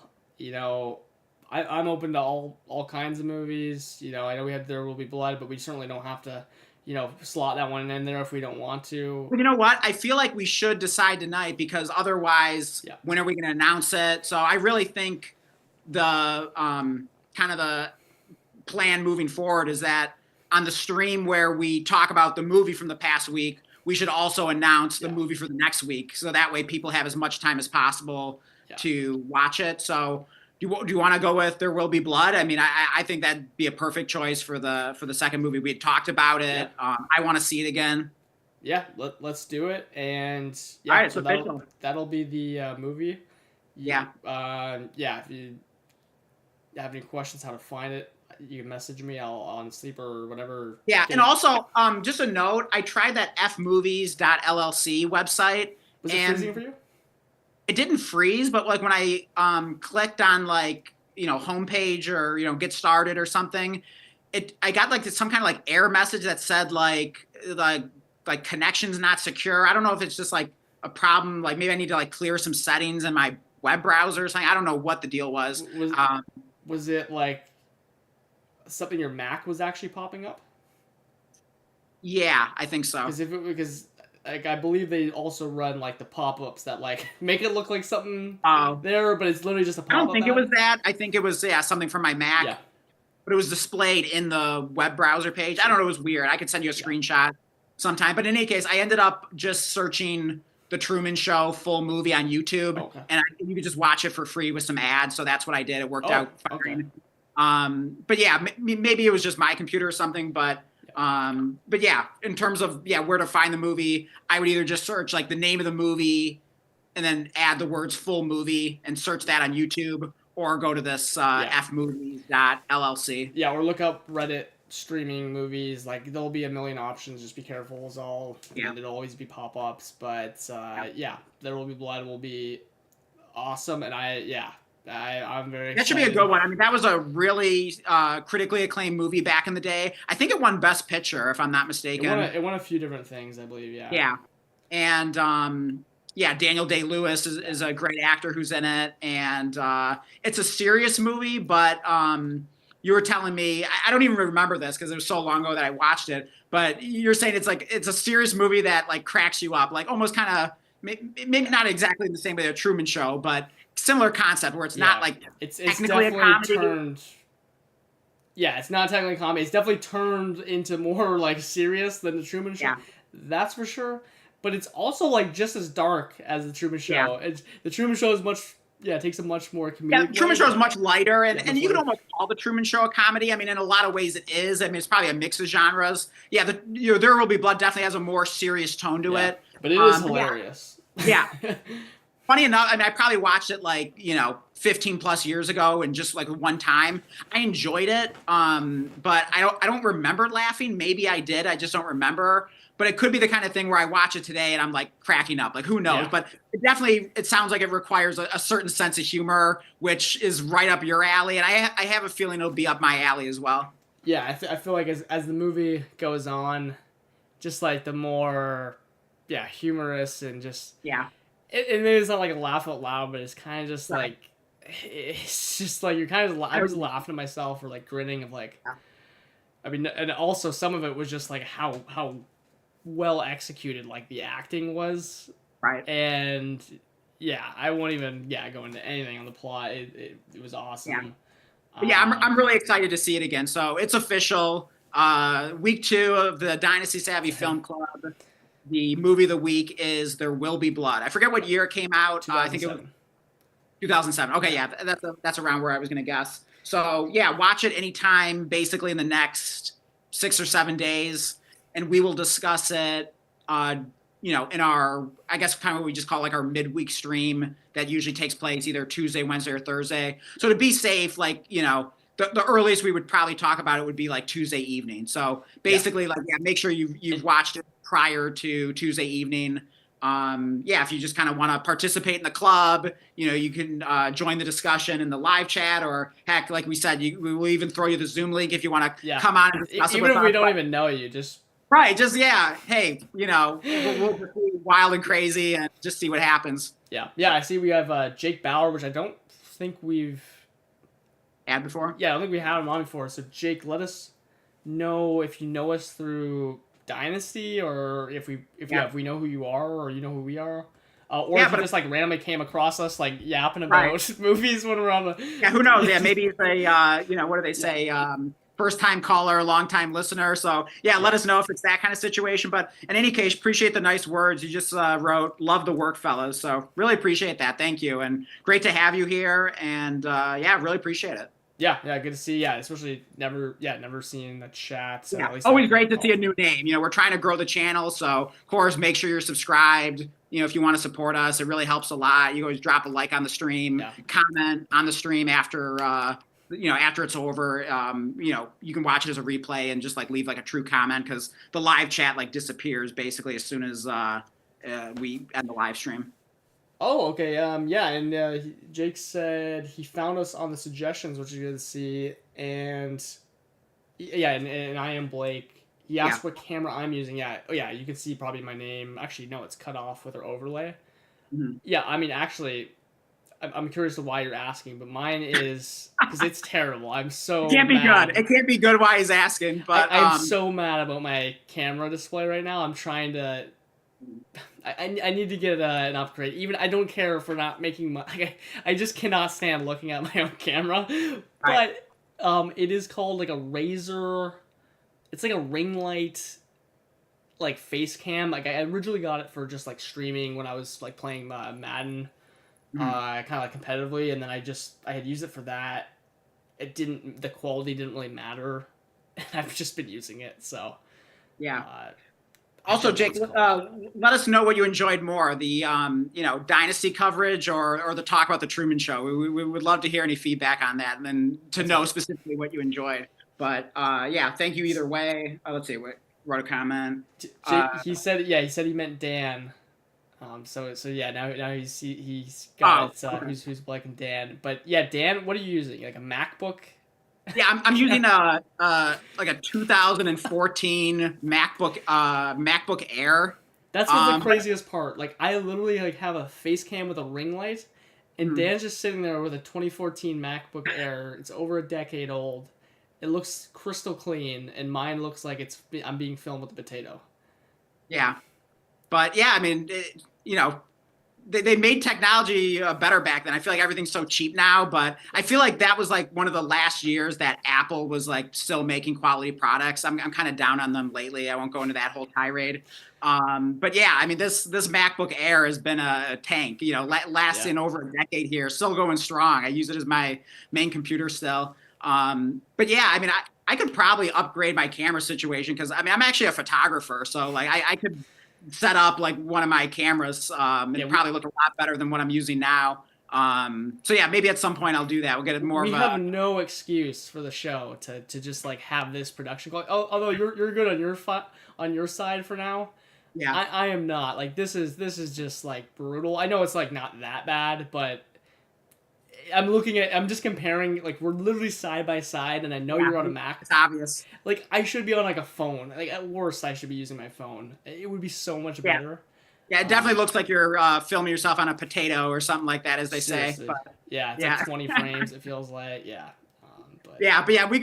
we definitely hope to upgrade the production quality at some point. Get some real microphones and that kind of thing for better audio quality. But I could at least start with the camera, because like I already own that. So hopefully at some point I'll figure out how to set that all up. Yeah, hey man, we're learning through. We got the overlays recently. Yeah. One step at a time. But I would love if I get a new camera for sure. Yeah. And it's like, it doesn't even need to be that good or expensive one. Just one that's like as good as the one you're using right now, which is not like too hard to ask for, I feel like. Yeah. And I then could even like mail you. I mean, I have a lot of cameras. I could even just like ship you something. If it you had wasn't. mentioned that before, and then I forgot to send you the address. So I mean, Oh yeah, yeah, send that to me. If it, I'll yeah, I don't certainly know what it costs to ship it across the Canadian yeah border, but we'll figure I'll it out. yeah I'll cover it. But All right, perfect. Hey, yeah. I'll give you a free camera if you cover the shipping. Yeah, no, I appreciate that. You know, Yeah, help the channel's production quality up. yeah, Jake also says that yeah, the Truman Show is the absolute best. He also says yeah. he's still learning Dynasty, but has been a redraft guy, Okay. and you're getting back into it. So I'm assuming you're getting back into redraft, but you're learning Dynasty or the vice versa. Yeah. And you're stunned that the MacBook Air that Dan is using the Mac. I was too when I learned that. I thought like he was actually using like a pretty rock solid camera, knowing he was a photographer as well. But sounds like you're in the right place if you like Truman Show, you like film at all. I mean, Dan and I are like, I mean, we're not like I don't know. I mean, like we've both taken like classes. Like I'm actively admin. Dan's like actually helped me like put out like some like I don't know. It would be like my equivalent of like my thesis paper for like my course, but it was like a video essay, which like it ended up being really awesome. And it was like a hard ass. It was a hard ass teacher. If you look at his reviews, like an A is like perfection. I got an A in this like stunning review on it, which was like awesome. That was like honestly probably one of the most like rewarding things I'd like done in school. Mm-hmm. And it was like so funny because it wasn't even an A plus, but like getting an A from that dude was like an A plus plus plus in terms of like anything. Yeah, I even felt like I got an A because I helped you with it, and like I mean it turned out damn good. Like I mean you did a phenomenal job with it, and I was glad I could help be a part of that. So yeah, I feel like I shared the A there. So it's been a while since I've gotten a letter grade. It was quite a while ago that I was in college, but funny enough, I mean as you know, Blake, and we talked about it, of course, but I studied movies like when I was in college. Like my major was they call it film and video studies. And so, yeah, definitely like watched a lot of movies in college, which was pretty cool that like that could be your major. And, but yeah, just kind of a funny anecdote for the viewers, anyone still watching, but I actually, in helping Blake, cause I also helped you with a paper as well on like a different movie.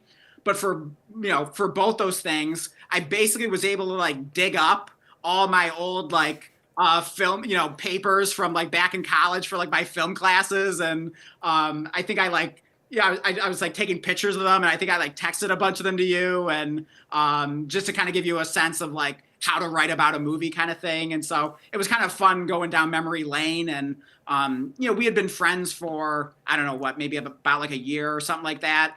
And all we ever talked about was like Dynasty at that point. We barely even like knew anything about each other's like lives. And we didn't even realize that like we both really love movies. So it was just kind of cool realizing that. And also that, I had, taken a lot of film classes, and like now you were. So that was pretty cool. Yeah, exactly. That's something that, we're certainly both passionate about, hilariously enough. Like, film, TV movies, and Dynasty, which we take it to the extent, oh my God, yeah. I like the Truman Show breakdown. I think we did a really good job of just picking out certain things. Like I was like holding myself back of like getting into something else. Like no, that's a whole another rabbit hole. So, that'll have to be for the second channel, for the film club channel if we ever do that. Yeah, I wonder how long. Like, is this your first time watching, Jake? I'm curious because if you've seen us talk, like you may have not even been here when we're talking about Dynasty. When we talk about Dynasty, Dan and I mean, we go way into detail. You wouldn't even believe us. I mean, like the longest conversation would be like embarrassing to even share. I mean, it's like we're like up till like 3-4 in the morning. It's like, oh shit, like we've been on the phone for like I don't even know what the longest was, but like you wouldn't even believe us if we told you. But we both have ADD, and we can like hyper focus on things that we're really passionate about. So it's just this like perfect storm. You put the two of us together talking about something we love, and we could just like talk all night. Yeah. Not only that, like we certainly bring like have a similarity of how we approach things in Dynasty, but also like completely different things that we kind of like merge together. And but it's like, perfect because we get to like argue about a bunch of things, but we also agree on a lot, so it's perfect. Yeah. Yeah, which if you rewind, we were debating some stuff or Yeah. agreeing or whatever we were at. Yeah, but especially Marvin Mims. That was probably the biggest disagreement. Although it sounds like I got you to my side a little bit.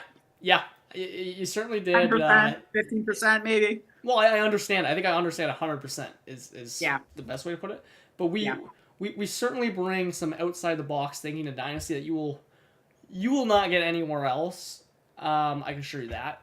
Yeah. So if that interests you at all, yeah, we also and just the depth of it, of like the strategy, the psychology, the different tactics. And we are not just telling you roster construction and everything. Yeah. We don't just tell you, hey man, just go trade for this guy. No. Right, like we are telling you how to trade for that player, when to do it.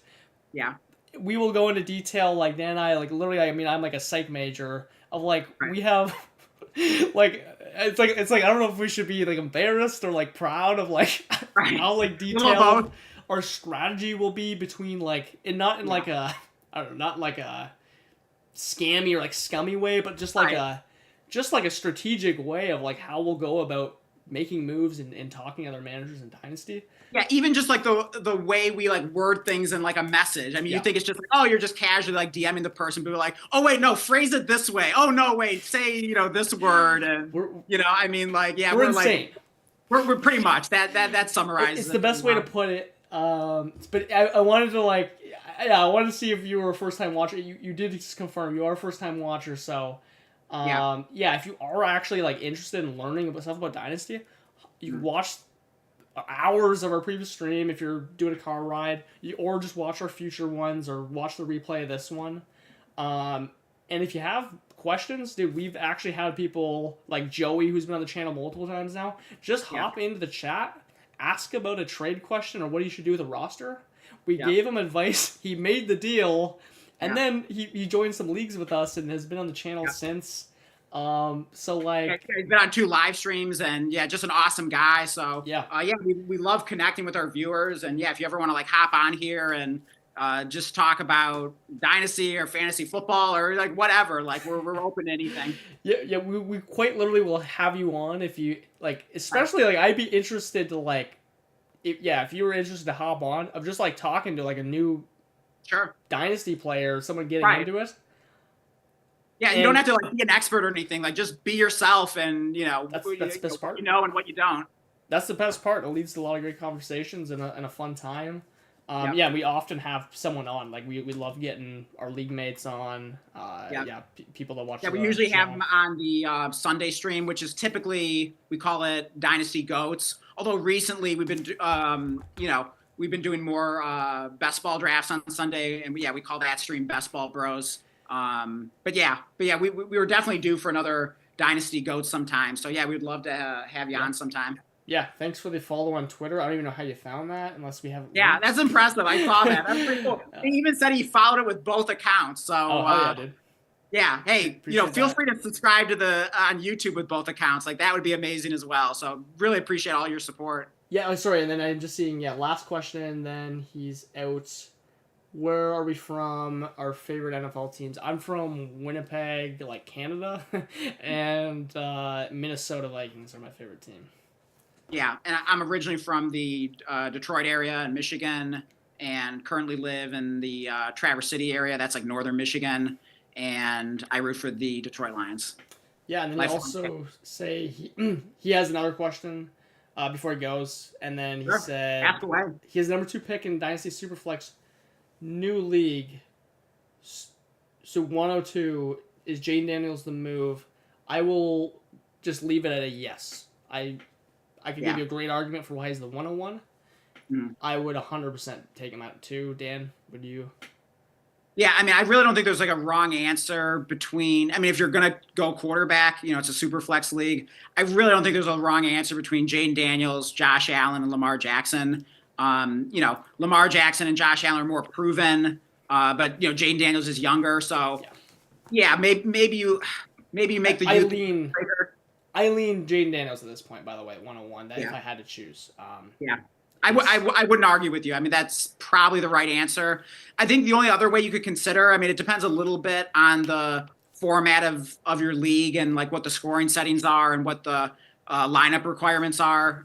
So it's like specifically how many teams are there in your league, how many offensive players do you need to start each week, if you want to include any of that information, and also like, is it a full PPR? Is there any tight end premium? Let us know that stuff. We can give you an even better answer.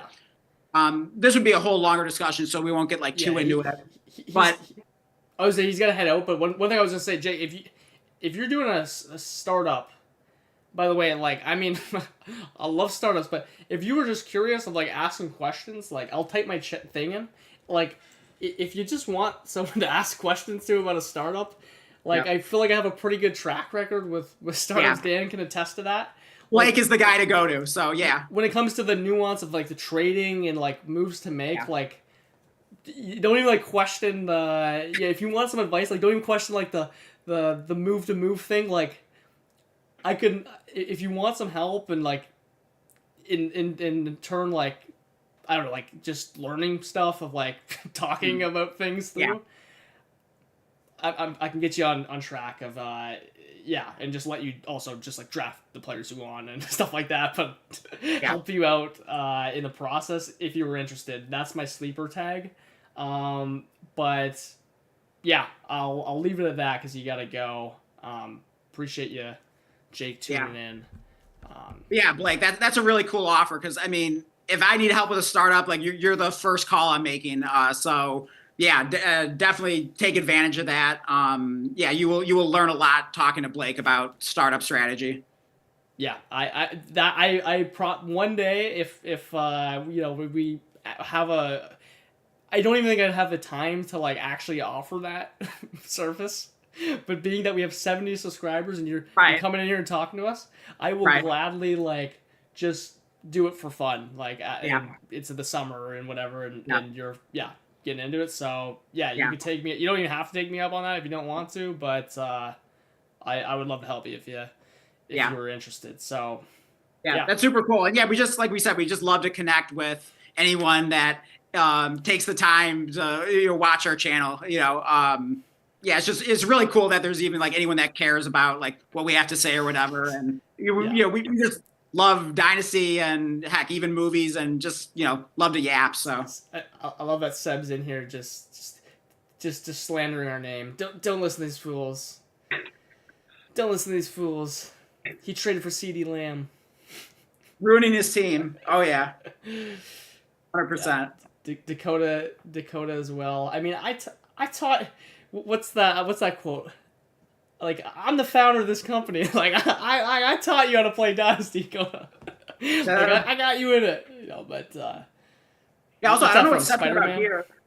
So Seb says Dan said to accept Ray Davis and Tillman for Rashee Rice. I do not remember saying that, but I don't know. Do you recall those words, Blake, coming out of my mouth? Yeah, he's missing a first round pick in there. And a little small detail there. Yeah. Hey man, we're not gonna pull up those trades you made. I mean, if Seb wants to pull receipts, like we got a few in the bank. Yeah, no, absolutely. But with Diggs of trading back to a mid team, hey man, all I gotta say to that is we'll see. We'll see in season, baby. I mean, speaking of, we've been going a while here, but it's officially NFL season is on. Like I'm getting that itch, that feeling that I just like, can the season just start now? Like I had been holding it off, but all of a sudden last week it's just been like a switch. So I'm pumped. I'm pumped to see a preseason Hall of Fame game. Yeah. I turned it on precisely for like 2 drives, and then I just turn it off, but it's awesome. Right. Just knowing that you're close, and it's just good to like see NFL football on the TV. Definitely excited that we're getting close.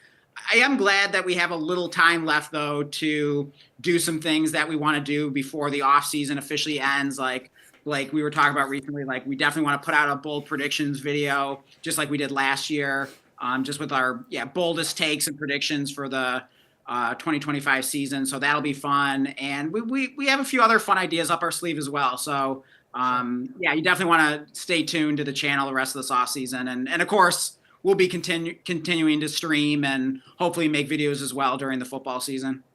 Yeah, for sure. I mean, hey, we'll probably keep going if we don't stop it here. So for another 5 hours, but yeah, we'll leave it at that. It was a great stream. Glad we got the first ton of fun. segment. Yeah, episode 2 of Dynasty Dilemma in the books. Yeah, let us know what you think of the format of the show with the risers fallers, and then we did the debates on like some different players and situations, and then of course ending it with the film club and talking about the Truman Show. So yeah, let us know what you think of the format. Yeah. I mean, we got our first film review segment, whatever we're calling it. Hey, it was a hit. Like I loved it. Like I mean, I think the segment's here to stay. I mean, even if like no one even watches it, like I enjoyed it, so we're probably just gonna keep. Me. Yeah, exactly. Yeah, I mean, we'll at least stick it at the end. So if you don't like it, then you can just tune out at that point. We'll probably always put it at the end, just because at the end of the day, we do realize that we're like reviewing movies that came out like 20 plus years ago on a Dynasty fantasy football channel, but somehow it just seems to make sense. Yeah. With that being said, if you're skipping around, there will be blood. Yes, watch it. Will be the movie. So yeah, watch that when you can. Yeah, watch it before next Tuesday evening, because that's probably, that's the earliest time that we might start talking about it on a stream. Yeah, if you can't get it done in the next couple of days, just get it done on the weekend. Yeah, watch it with a friend or a wife or something. So. Yeah. But yeah, thank you everyone for joining us. Coda, Seb, Jake, and who else do we have in here? Anyone else want to give a shout out? Harry. Yeah, we had in earlier. Oh, did we ever figure out who that is? They were talking about it. I don't know.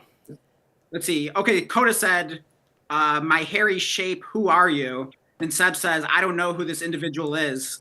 Said maybe Seb, Rob, which is the guy that I would know, but... is that who you were thinking of? Okay. I have no idea if that would be... Let's see. I don't think Harry ever answered, so I guess it'll remain a mystery. Tune into the next stream to find out who Harry Shape is. We're gonna dox and yeah, watch There Will Be Blood. And yeah, thank you everyone for joining us. Drop a like. Make sure you're subscribed.